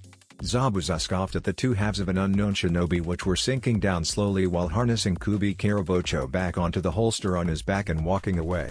Next time, if you want to know how strong I actually have become, bring your real self here and face me. The real Kisame opened his eyes upon the destruction of the human clone he sent by Pain's jutsu. That Zabuza is actually getting better, huh? After discussing for a few minutes, the Konoha team decided to go along with their original plan. They would go straight to where the Akatsuki was doing the extraction and rescue Takata before they could complete it. They knew that Pain was on his way to intercept them. But they already had a good idea of what to expect about their enemy, and as people always say, preparation is one of the keys to victory. Pain had 6 different bodies which he used for combat. All of them had shared vision, and could use the abilities granted by the Rinnegan to both support each other in attacking and defending. If they were allowed to work together in tandem, they would be unstoppable. So, the best thing they could do was to try their best to separate them from each other, taking away their advantage of having connected vision. It would be much easier for them to take care of the bodies after that by utilizing the specialization of each member of the team. Guy and Lee were both Taijutsu specialists whose strong fist didn't require chakra to work, so they could take down the Preta path easily. The human path needed to touch the body of its target to work, but someone like Neji could neutralize it either through the rotation technique or just simply avoiding it altogether by the 360 view of the Byakugan. The Asura path could create weapons from chakra, but Tenten and Karen, both masters of using weapons in battle and holders of powerful sealing jutsu, could counter it. The giant summons of the animal path might cause trouble, but Anko also had her own giant summons in reserve, and could call them out to fight against the enemy summons. And together with the superhuman strength, speed and firepower the Sage transformation gave Ju-Ugo, the two could break through the enemy summon formation and destroy the summoner before it could do anything bad. And they could also take down the Naraka path easily, as without the King of Hell, it didn't have any other way to defend itself or attack back. And Itachi believed that together with Fu, they could handle the Deva path if they had to fight it alone. It wasn't a perfect plan, but right now, it was the best thing the Konoha task force could come up with. The only thing they could do right now was praying all the gods above that the plan would unravel just as they thought. Incoming! Neji suddenly shouted, and thrust his palm forward. The vacuum palm lashed out and met its target, a rocket launched from nowhere, in mid-air. It detonated, sending everyone stumbling back a few steps. They immediately regained balance and slipped into fighting stance. He's here. As if answering Itachi, 3 figures landed on the ground in front of them. The Konoha shinobi tensed up, ready for battle. Wait a second. 3? So you finally came back, traitor, the one standing in the middle, the same body which had held the Deva path in the battle 3 years ago, said. Very good. Today you are going to die here, by my hand. The gears in Itachi's head started spinning furiously. Why did he only send 3 bodies to intercept us? Has he become so powerful after 3 years he thought that he didn't have to send everything he is against us? Or is he just arrogant? No. It can't be, after that horrible loss against Hokage-sama. We'll have to see if you can do it or not first. Despite thinking that, the Uchiha still threw a taunt at the Akatsuki leader. Oh, and by the way. Something from Itachi's hand flew at the middle pane in a blinding speed, and was stopped abruptly before it could touch him, sending the content everywhere around. It was a bowl of ramen. Seriously? Itachi said in a very deadpan tone. Oh, too bad. It seems I won't be able to get a tip this time. Konan glanced at the masked man who was standing on the middle finger of the opposite hand. No, she did not forget what Naruto Uzumaki had told her the last time they met in the prison room. Since then, she had done a lot of secret researches about that masked Uchiha, in order to find out more about him and warn Nagato before it was too late. But that was the problem, secret. Because she couldn't do a large-scale investigation without tipping him or Nagato about what she was doing, it was impossible for her to find out much about the mysterious Uchiha, even after 3 years. Hell, she didn't even know if he really were Madara Uchiha or not.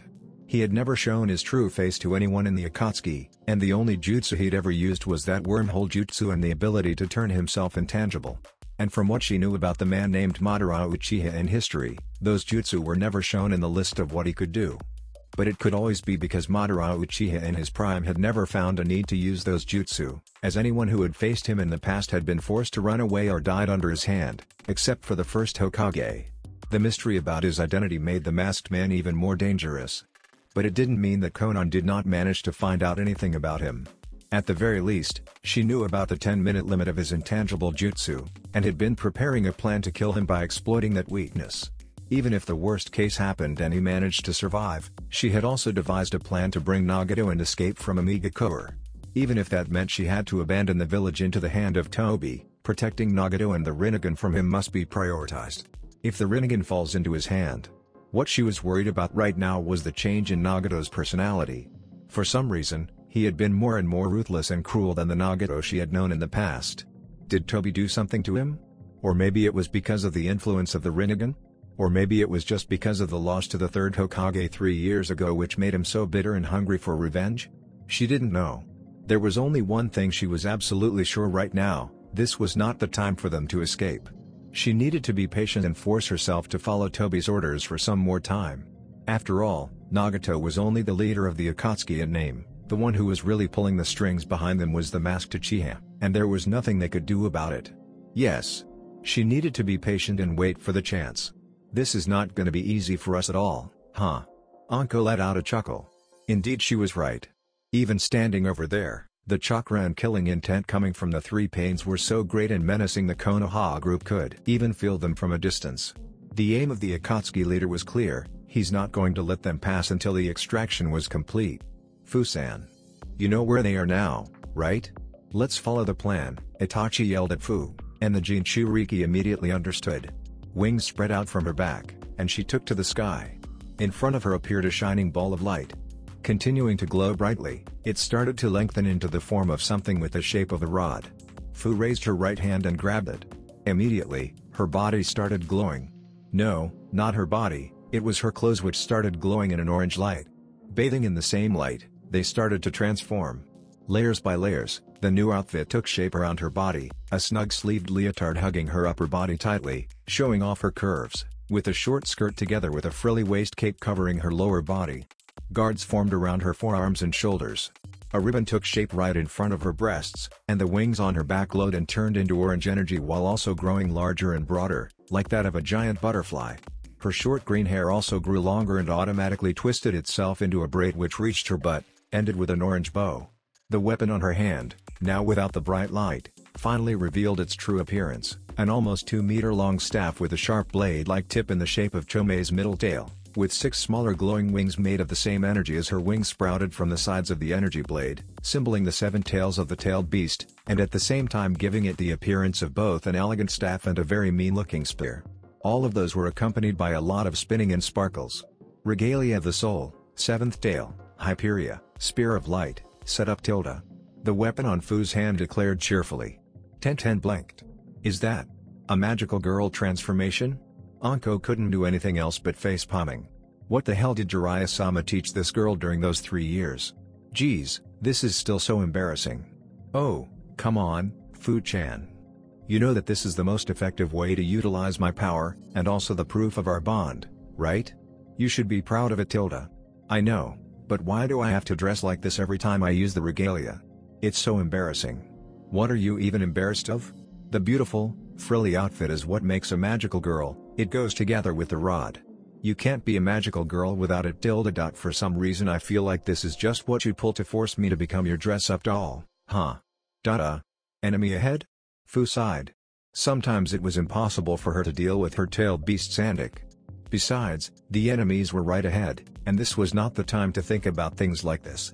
Gripping her weapon tightly, she started flying towards the mountain in the center of the island, where the Akatsuki were doing the extracting ritual.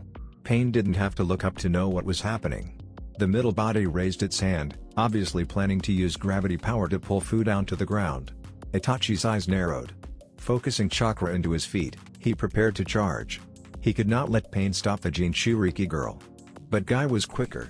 Chakra suddenly exploded next to Itachi, and the blue beast of Konoha, with a single leap, closed the distance and launched a devastating kick at the Pain who was preparing for the jutsu.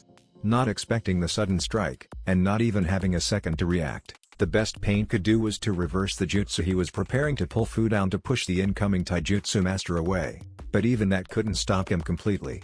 Guy and the body which casted the jutsu stumbled against each other, separating it from the other 2 bodies. As a cue, the other members of the Konoha force also sprang into action. Earth-style, Swamp of the Underworld, Anko yelled, slamming her feet down after finishing some hand seals. The favorite trapping jutsu of Jiraiya, taught to her by the Hokage just a few weeks after she was promoted to Jonin, immediately turned the ground into a swamp under the feet of the 2 Pain bodies, which started swallowing them down. Before they sunk too deep, however, the Pain with summoning jutsu managed to call out 3 giant birds in a puff of smoke. 2 of them took off chasing after Fu, while the last one grabbed both sinking bodies and pulled them up. right into the range of Neji, who was now charging up a double, full-power vacuum bomb. Ha! With a loud shout, the Hyuga thrust both his hands forward, and the two condensed blasts of chakra shot out from his palms, aiming straight at their hearts. If this attack landed, it would take out both of them in one shot, as even though Pain used the Rinnegan to control those bodies, the fact that they could use chakra meant that they were alive. If they were killed like a normal human, they would be disabled and become useless. Immediately, the left body twisted itself into the way of the attack.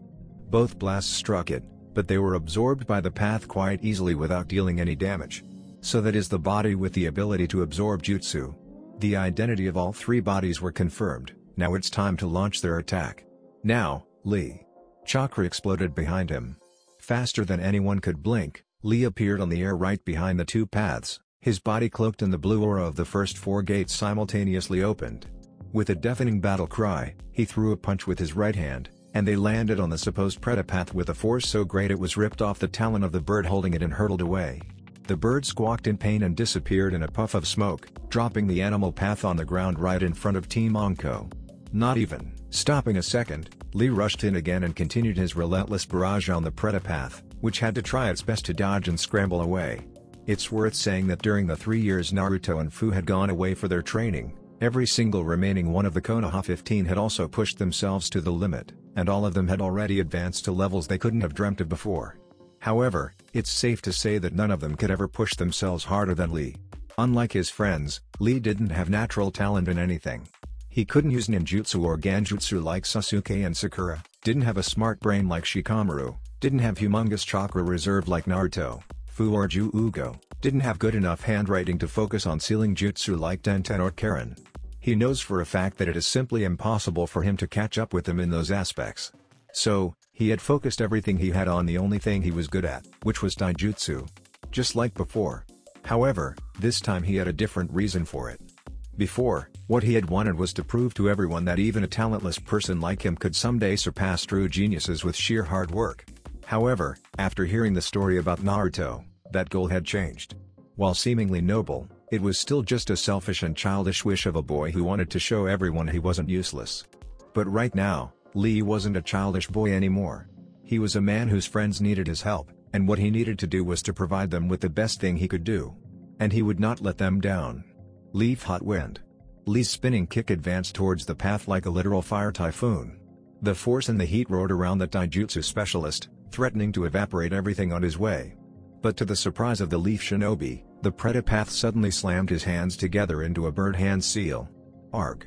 Something suddenly emerged around the body and tossed the three members of Team Guy away violently. It was like a tornado, which pulled the three shinobi along with its spin and threw them away with the momentum. Just like. Isn't that your rotation technique, Neji? The Hyuga, now managed to stand up after being tossed painfully to the ground, gritted his teeth while eyeing his enemy cautiously. It is similar. But it isn't the same. It was him creating a wall of wind around himself to act like a barrier to protect him. A tornado. It was an elemental ninjutsu. What? What did he say? Pain is using ninjutsu?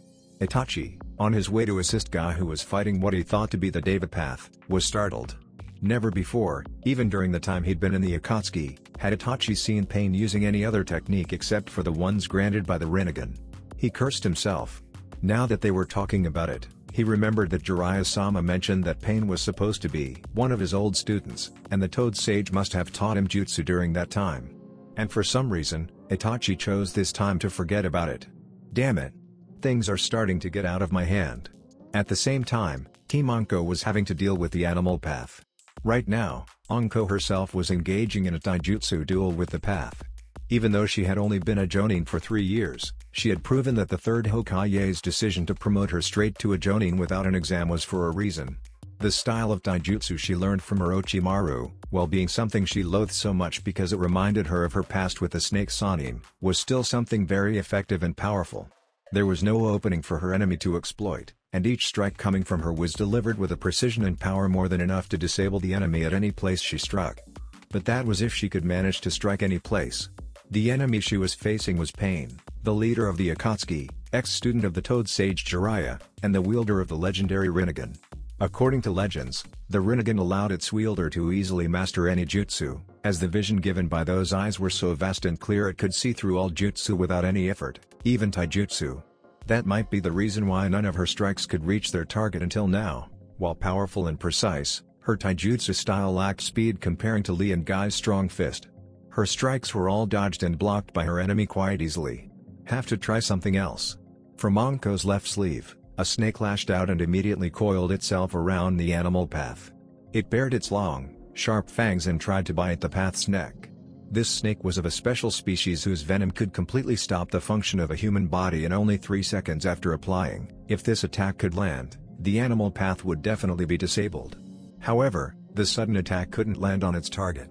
Right before the fangs could sink into the target's neck, they were stopped by some kind of armor suddenly forming from nothing around the animal path's neck and shoulders.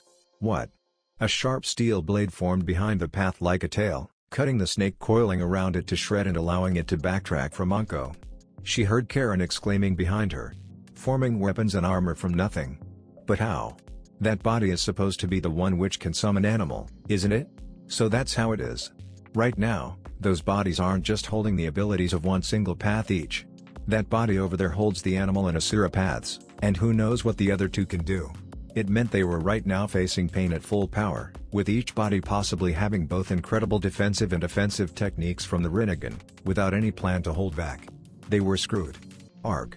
A loud whoosh, and Itachi saw Guy being hurtled towards him, courtesy of a Shinra Tensei from the Deva path. He deftly caught Guy right before the flying taijutsu master could crash into him and bring both of them down. Damn, he is a youthful enemy indeed.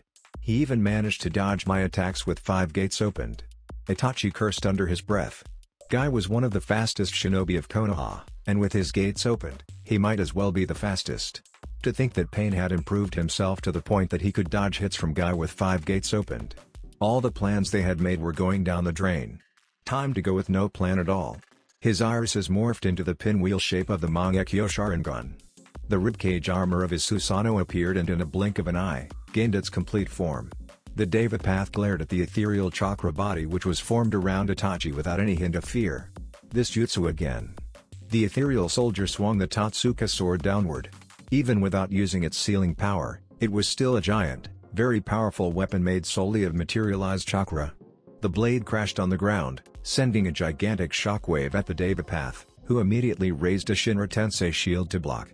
The attack couldn't harm Pain, but still left a trail of destruction when it ran past the path, forming a deep crack on the ground behind it. Finally, the shockwave died down, and the Deva path dropped its own jutsu. Only to see Guy appearing right behind it in a blink of an eye. Shinra Tensei still hadn't finished cooling down. And Guy's fists were both glowing with chakra. Immediately, the Deva path thrust his right hand towards the taijutsu master. And Guy suddenly felt himself 50 times heavier. It was obvious that during the 3 years gap, Nagato had trained very hard himself, and had figured out quite a few more tricks with his Rinnegan. This trick is one of them, controlling the gravity of his enemy, making them heavier and slower, very effective against taijutsu users like Guy. But you think that is enough to stop me? 7th gate, Gate of Wonder, open. A fist landed on the Deva path's lower jaw, sending him flying. Impossible. How could he still move that fast with his weight multiplied by 50 times? An advice for anyone who wants to use gravity to manipulate your enemy's weight during battle: it might slow your enemy down, but if, for some reason, he's not slowed down, there are chances you might eat a 50 times more powerful and painful punch to the face. The Deva path flew across the air, towards the tip of the sword of Totsuka being held out menacingly by Itachi's Susanoo. This is going to be the end for the path. Yahiko's final memento, his body. Immediately channeling chakra, the Deva path manipulated gravity again. But this time, on his own body. Suddenly being 50 times heavier, the path lost his momentum on the air and fell to the ground, barely avoiding the incoming blade of the sword of Totsuka.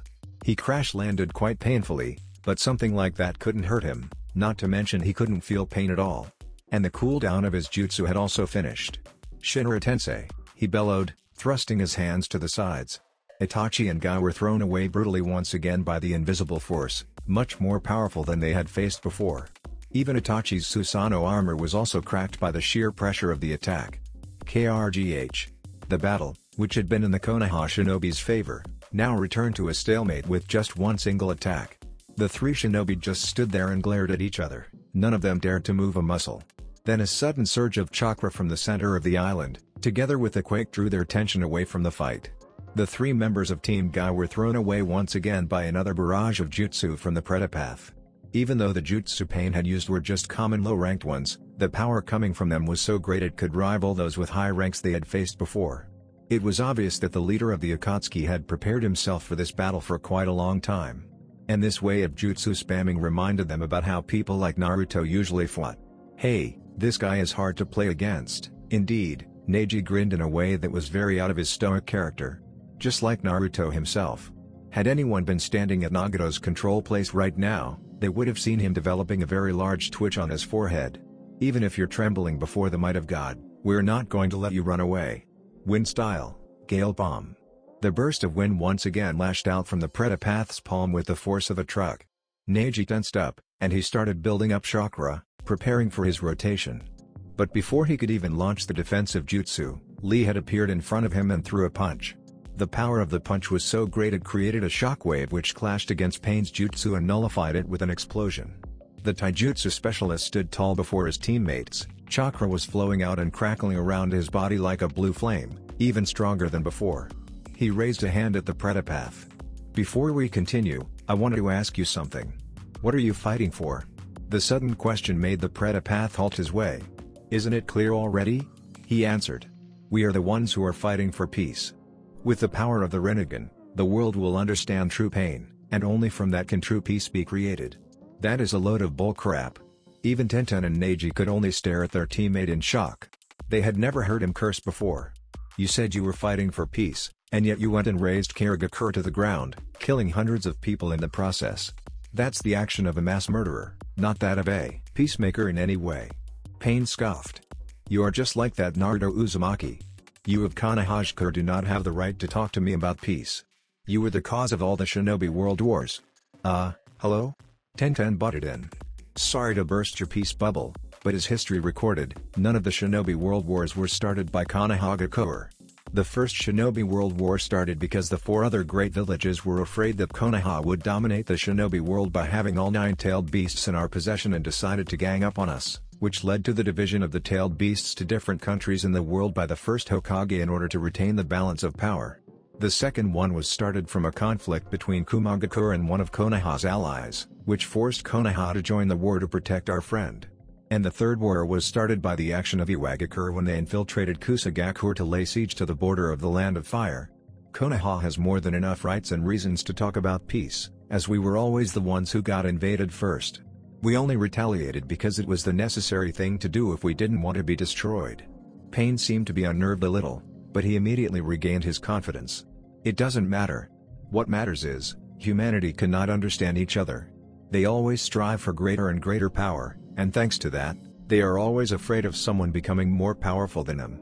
They always oppress others out of self-interest. That is the reason for all conflicts in this world. The only way to stop that cycle was someone with absolute power, who can make humanity understand the true horror of war and conflict. And that someone was Pain, the one who holds the eyes of God. The more you explain it, the more stupid that reason of yours becomes, Neji pointed out. If that's the case, then you might as well go and kill off every single person in the world. Humankind develops themselves through their competitive spirit. It has been one of the traits that make a being human.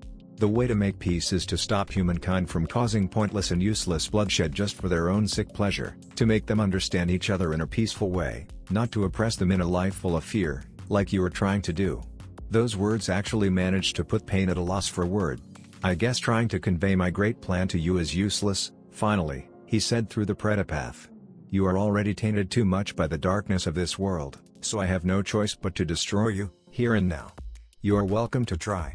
Lee walked up. On his hands were the 2 sets of weights he always wore on his legs. He had taken them off since God knows when. I am just a normal shinobi without any talent. I cannot use ninjutsu or genjutsu, and not the best at taijutsu, either. I don't know anything about those saving the world philosophy of yours. I just know that I have people who I cherish, and from your declaration, you are threatening not only theirs, but also the lives of many other people on your way to achieve your so-called peace. And that is something. The 2 sets of weights left his hands and fell to the ground. I will use all the power I have to stop. The ground shattered as if taking a full power punch from Tsunade.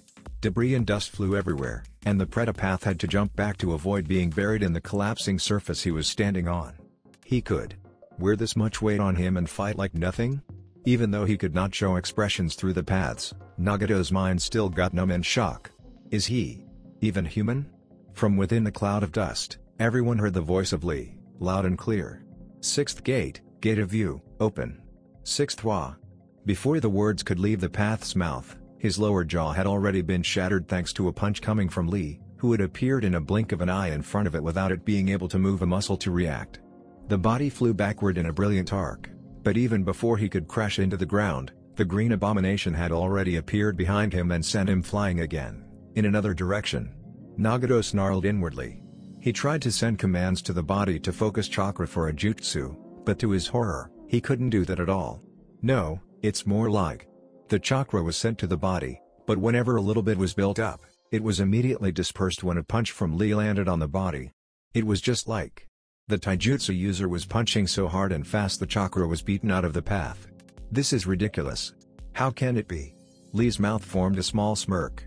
Guy-sensei, please teach me how to fight against ninjutsu specialists.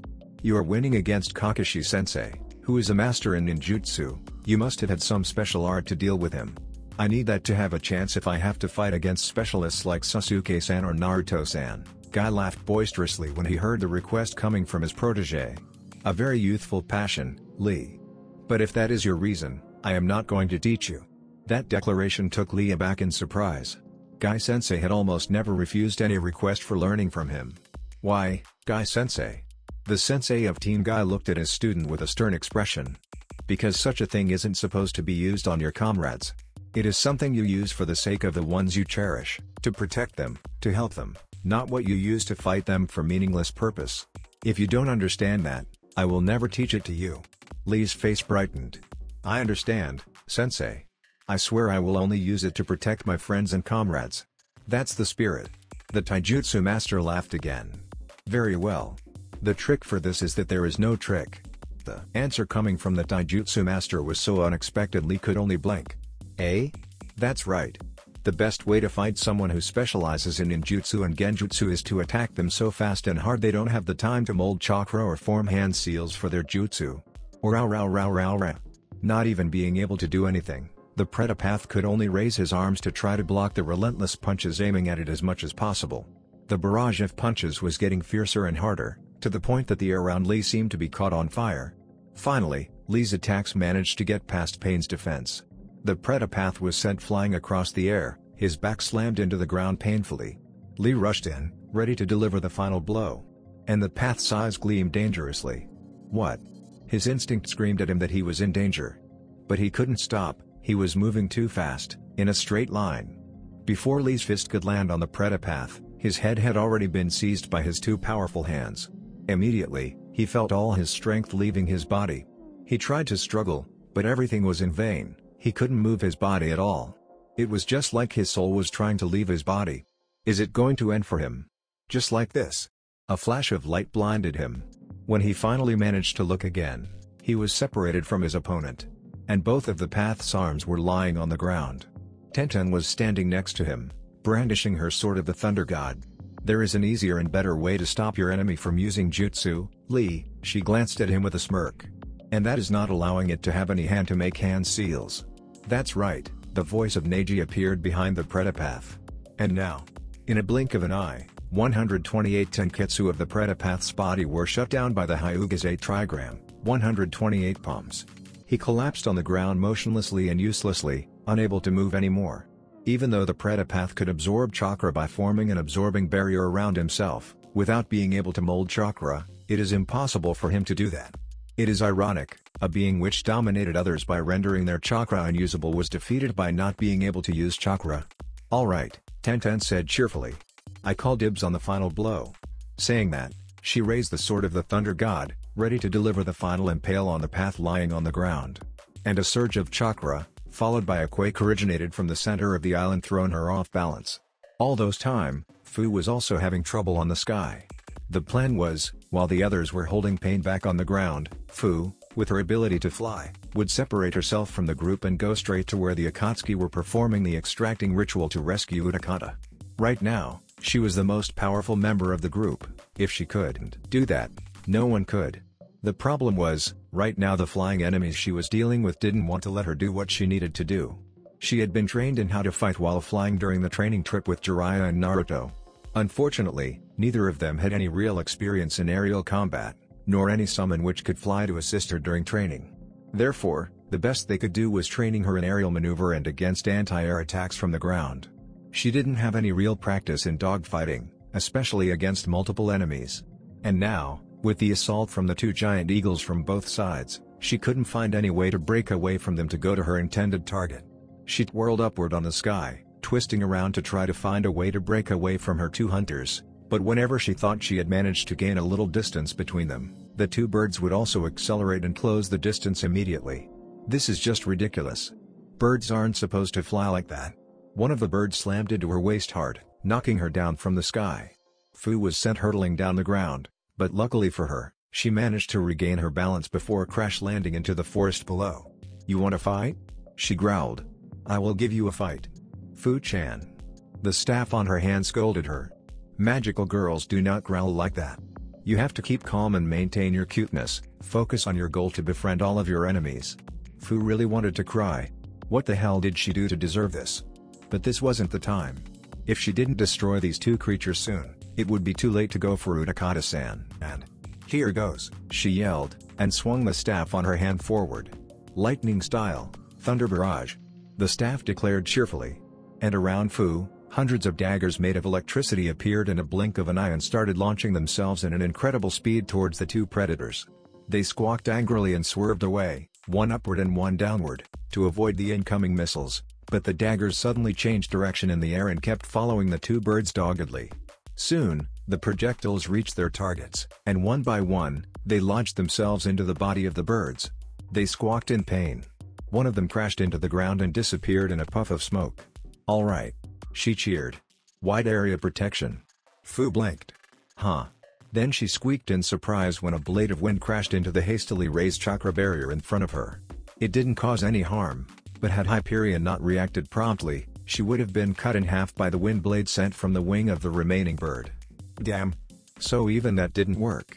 She swerved in the air, avoiding another wind projectile coming from the bird.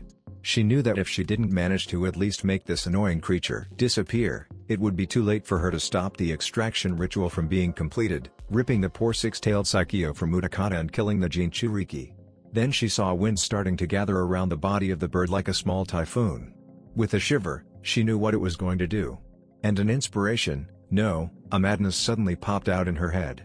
Holding it with both hands, she pointed the sharp tip of Chomei's staff form at the monster bird. "Oh, I like your idea," the staff on her hands giggled. The bird let out a loud screech, and with a vortex of wind surrounding it, it charged at Fu with the speed of a jet fighter. If it managed to land a direct hit, no matter how durable the target might be, with the wind roaring around, she would be torn to shred. And Fu did something no one could ever expect. With the tip of the staff pointing forward at the incoming predator bird, she charged right at it in a similar speed. Pain's faces couldn't show expressions. But if they could have, the only expression they would have shown right now would be a WTF face, as the real Nagato could see everything his bodies and summons saw. The two flying objects were getting closer and closer. There was no way to avoid a direct collision now. Blossom Shield. A 5-petal blossom made of orange energy burst into life at the tip of the staff on Fu's hands right before the girl and the bird collided with each other. The bird crashed into the shield with a deafening explosion. But it didn't even budge. Behind the shield, Fu was also pushing forward, and the two forces with the same power gnarled and ground against each other, none of them even budged an inch. And Fu finally found what she was looking for. The best way to deal with a storm was to attack it in the eye. Shuo-oot. The beam released from the staff tore through the shield and crashed right into the predator bird, which was staying right at the center of the tornado. It was so powerful that the tornado was dispelled, was blasted away, and the bird itself was sent crashing through the forest below into the ground at least 10 meters before dispelling itself in a puff of smoke. "All right." Fu pumped her fist in triumph. "Fu-chan. Do you feel that?" Fu blinked. Why does Chomei of all people sound so scared? Then a humongous surge of chakra from the center of the island swept across them, nearly knocking Fu off the sky. "Yo, Naruto. How is your arm?"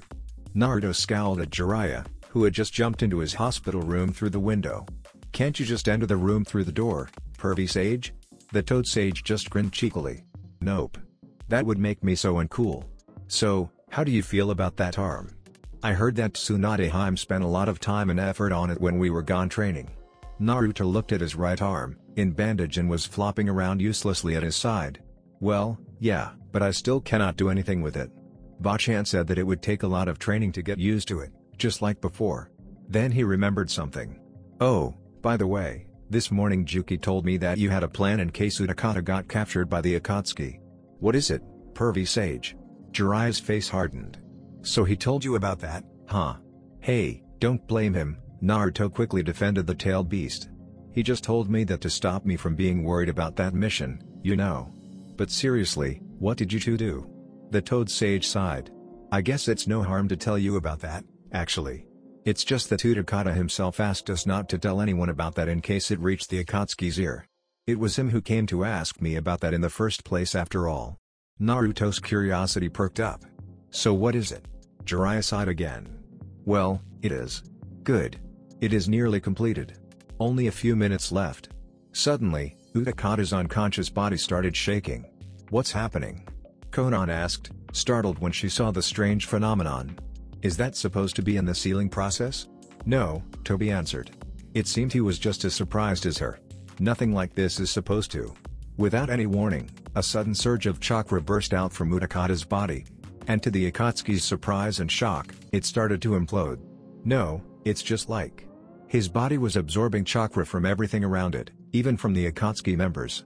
The extraction process was also halted forcefully as the chakra started running backward into Utakata. The apparitions of the other members of the Akatsuki flickered and disappeared from the fingers. GGH.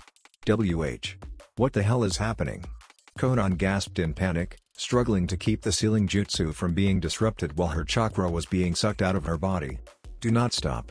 Toby barked, he was feeling both angry and afraid. We're nearly finished, only a few more minutes.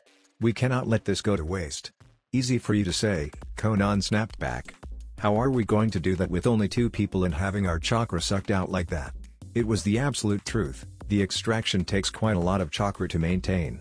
The less people cinched with the statue, the longer it would take to complete it. With their chakra being drained constantly second by second like this, the sealing process would take forever to complete. That's if it were able to complete at all. They might be sucked dry of chakra before they could even do anything. Damn you, Naruto Uzumaki. Once again, you threw a wrench into my plan. So, basically, you added a feature in Utakata's seal that locks up all access to Saikyo-chan when her chakra is drained out enough, and a seal that functions like a reverse 4-symbol seal which only drains out the chakra from the area around him? Naruto stared at the sage in disbelief. But that's too dangerous. Modifying a seal is one thing, but adding another seal on top of a seal that contains a tailed beast is reckless and might cause disastrous result. And not to mention the kind of damage it might cause to Utakata and Saikyo-chan if that even works out. His body might explode with that second seal activating. I know that, Jiraiya nodded. But Utakata himself insisted, and I couldn't find any way to refuse him. Besides, I asked Juki-sensei about that too, and he also gave me some advices. The only reason it could succeed was because Utakata's seal was too simple, and his tailed beast was very docile. I also had to borrow your phoenix brush to complete it, so it might be considered one of my masterpieces in sealing. So that's the reason why my brush disappeared for a week. Naruto screeched in outrage. How dare you take it without telling me anything? I had to tear up our luggage looking for it. Hey, to save people's lives, anything works, doesn't it?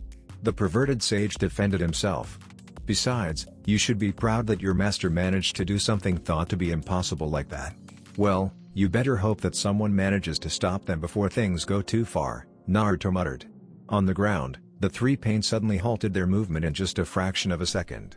The Chunin might not, but the experienced Jonin and Itachi immediately realized the problem. Was that because of what Fu has just done? This is our chance to take the advantage. Anko immediately did a backflip, making some distance between her and the animal Asura path. From both of her sleeves, dozens of snakes poured out and swarmed towards the path, which were forced to jump backward to avoid knowing that it couldn't destroy all of them. And falling right into her trap. Karen, now. From underground, chains made of chakra burst out and immediately wrapped themselves around the animal Asura path, tying it up and locking it in place. Adamantine attacking chain, success. the Uzumaki girl declared triumphantly. During the 3-year gap, she had practiced a lot with her adamantine attacking chain technique, and had developed it to the point that she could create the chains to restrain targets anywhere within the radius of 10 meters around her. And those chains, made of chakra from a full-fledged Uzumaki, was nigh impossible to break. And Juuko was rushing towards the chained-down animal Asirapath, both of his arms morphed into cannons which were blazing with nature energy right now. Grah! With a loud howl, he rammed both blazing cannons at the path's stomach. And a bright beam of light exploded out, tearing through the body and taking a vast of trees behind it away before continuing its way into the sky. The blast died down, leaving a pair of legs wearing a half-burnt cloak on the ground. Everyone in Team Anko held their breath. Did they do it? Then Anko's eyes widened when she saw what was inside the leftover. Completely nothing. It was just an empty shell. It was the empty cicada jutsu, she yelled. She had learned about this technique during the time she was Orochimaru's apprentice, and only saw the snake Sanin performing it once or twice, as he preferred his special substitution jutsu more. The enemy can be anywhere around us now, you two, be careful and stay vigilant. The 3 shinobi immediately tensed up. What is going to happen now? Under them, the ground started shaking. Then, without warning, beams of energy erupted from the surface, and had it not been for Karen's Kagura Shingon and her reacting in time to pull them out of the way, the 3 elite shinobi would have been vaporized. Underground, Juugo yelled, and slammed his hand cannons down on the surface. The ground underneath crumbled into a ton of debris, revealing the animal Asirapath hiding under, who leapt up and away from the 3 shinobi. Shit. This bastard is even more dangerous than I thought. And this is just one body. Something wrong seems to be happening with the extraction process, Fu said, directing her sage sensor ability towards the center of the island. For some reason, it seems like Utakata-san's body is absorbing all the chakra in the radius of 10 meters around him, even the chakra from the sealing vessel, but I cannot sense Saikyo-chan's chakra inside his body. If this continues, his body might explode from chakra overload. There is no way we can get there in time before he drained out that vessel to the last drop.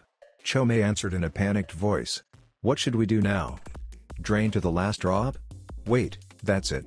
Hyperia. Get ready to go full power. The staff stopped her rant midway, and after a few seconds. Are you sure? She asked in a scarily happy voice. Fu nodded, and swung the staff upward before pointing her towards the mountain peak. I'm sure.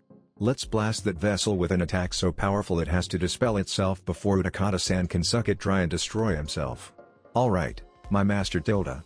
Starlight BR. You are not raising heart, and you are not shooting starlight breakers. Fu cut her staff short in a very deadpan voice. She closed her eyes, and started focusing. Around her, a series of mirrors appeared from nowhere and started recalibrating themselves in the air. The most powerful ability of Chomei is the power to control and manipulate nature chakra freely, and her Jinchuriki would also be able to get access to Sage Mode more easily and efficiently. However, no matter how skilled the Jinchuriki is with Sage Mode, there are still 3 steps necessary in order to enter the stage. First, absorbing nature chakra into the user's body. Second, combining nature chakra with the user's own chakra to form Sage Chakra. Third, using the Sage Chakra to use Jutsu. Without all 3 steps, it would be impossible to use Sage Mode for battle. However, the power of Chomei's regalia form had rendered all of those drawbacks void. With the tailed beast's inherent ability, it is not necessary for Fu to absorb nature chakra into her body to make Sage Chakra anymore. Instead, the staff form of Chomei would manipulate and process pure nature chakra outside of her body. Because of that, and thanks to the perfect sync between the tailed beast and her Jinchuriki, the jutsu used by Fu were now formed and executed much faster and stronger than before, without even having to make hand seals, giving her maximum advantages against enemies on the battlefield. Another advantage is she can take nature chakra from any source around her. From the land, the sea, the air. And the most powerful source of nature energy anyone living in the planet could find is, obviously, the sun. And the technique she was going to perform was going to use that very same source of power. Hyperia, the spear of light, named after Hyperion, the titan of heavenly light, is naturally the best weapon to utilize this technique. Sunlight started gathering at a point in the exact center where the mirrors faced each other into a ball of bright, yellow light. The ball kept growing and growing, until it became a humongous sphere the size of a house made of pure sunlight. Floating right next to it, the Jinchuriki could feel the intense heat coming out from the sphere of light, and the power contained within it. Fu directed her sage sense towards the cavern within the mountain, where the ceiling statue and Utakata's unconscious body were playing chakra tug-of-war. The mirror system disappeared, and she pointed the sharp tip of Hyperia at the sphere of light towards the direction of the mountain peak. Target acquired. Firing lock is cancelled. Ready to fire. Feel the mighty power of the sun. Hyperion. Blaster. The beam of pure, undiluted sunlight shot out upon Fu and Chomei's chorus towards the cavern with the power of a wave motion cannon blast. It pierced through the rock like a piece of butter and hit the demonic statue of the outer path right at the chest. The statue, while not completely destroyed, still took a severe burn mark at the chest and toppled over, crashing into the ground and made half of the chamber collapse before disappearing in a huge burst of smoke, dropping Tobi and Konan from its fingers. Being the only targets left, the sealing jutsu on Utakata's body immediately switched to the two Akatsuki members, who were the only people in the chamber now. Gasping when she felt her chakra being drained at a much faster rate than before, Konan collapsed onto the ground, breathing heavily. Tobi snarled. He jumped at the woman and grabbed her before disappearing in a vortex, pulling her with him. Without a target, the absorbing jutsu died down, leaving Utakata's body on the ground, unconscious but definitely alive. The three paths of pain suddenly stopped fighting. They turned their heads towards the direction of the ceiling cavern simultaneously. Then, without a word, the animal/Asura path abandoned the fight and made a dash towards the Deva path, who raised his hand and with a Banshao tenon, pulled the other body towards him much faster than anyone could react. Reaching the Deva path, the animal/Asura path did a backflip and landed on the ground before slamming his hand on the ground, summoning the human path before Tenten's sword could pierce through it.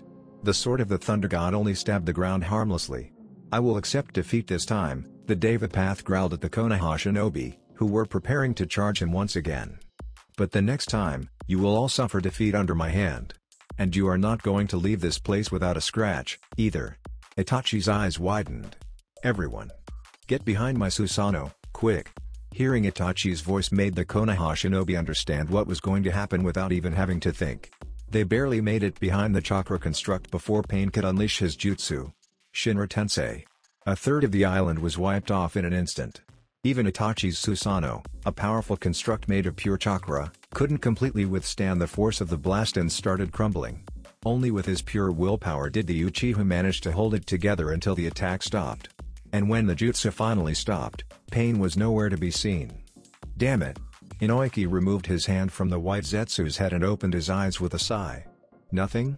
Hiruzen looked at him questioningly. The Yamanaka man shook his head. Nothing.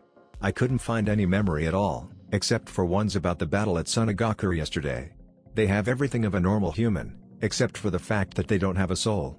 It's just like they have just been born for one single day, and their purpose in life was to fight in that battle.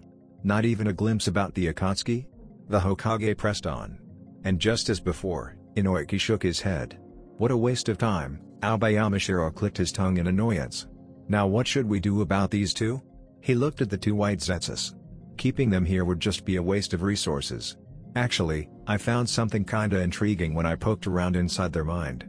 Hiruzen looked at Inoiki. Like what? I don't know if it's something worth mentioning or not, but when I was wandering around their minds, I found really small traces of memories that I know do not belong to them. They were just some vague images, but they were completely different from anything I know. Like, things which are out of this world. Tall buildings that reach the sky, machines which could fly like giant eagles, and many other things. But I don't know if I was just hallucinating or not, because those memories disappeared as quickly as they appeared. And they don't seem to have anything related to what we're looking for, so. The Hokage frowned. That was indeed something intriguing. Unfortunately, they don't make any sense to me. What does that even? Suddenly, the door to the Tondi department snapped open. The Anbu member wearing the cat mask burst into the room, breathing heavily under her mask. Hokage-sama. Tea trouble. The chamber of the ceiling scroll. It was broken into by Orochimaru. Everyone's eyes widened. What? That's it for this video. I hope you all enjoyed the video. Don't forget to like the video, subscribe to the channel, and follow me on my other social media accounts. Anime God here, and I'm signing off.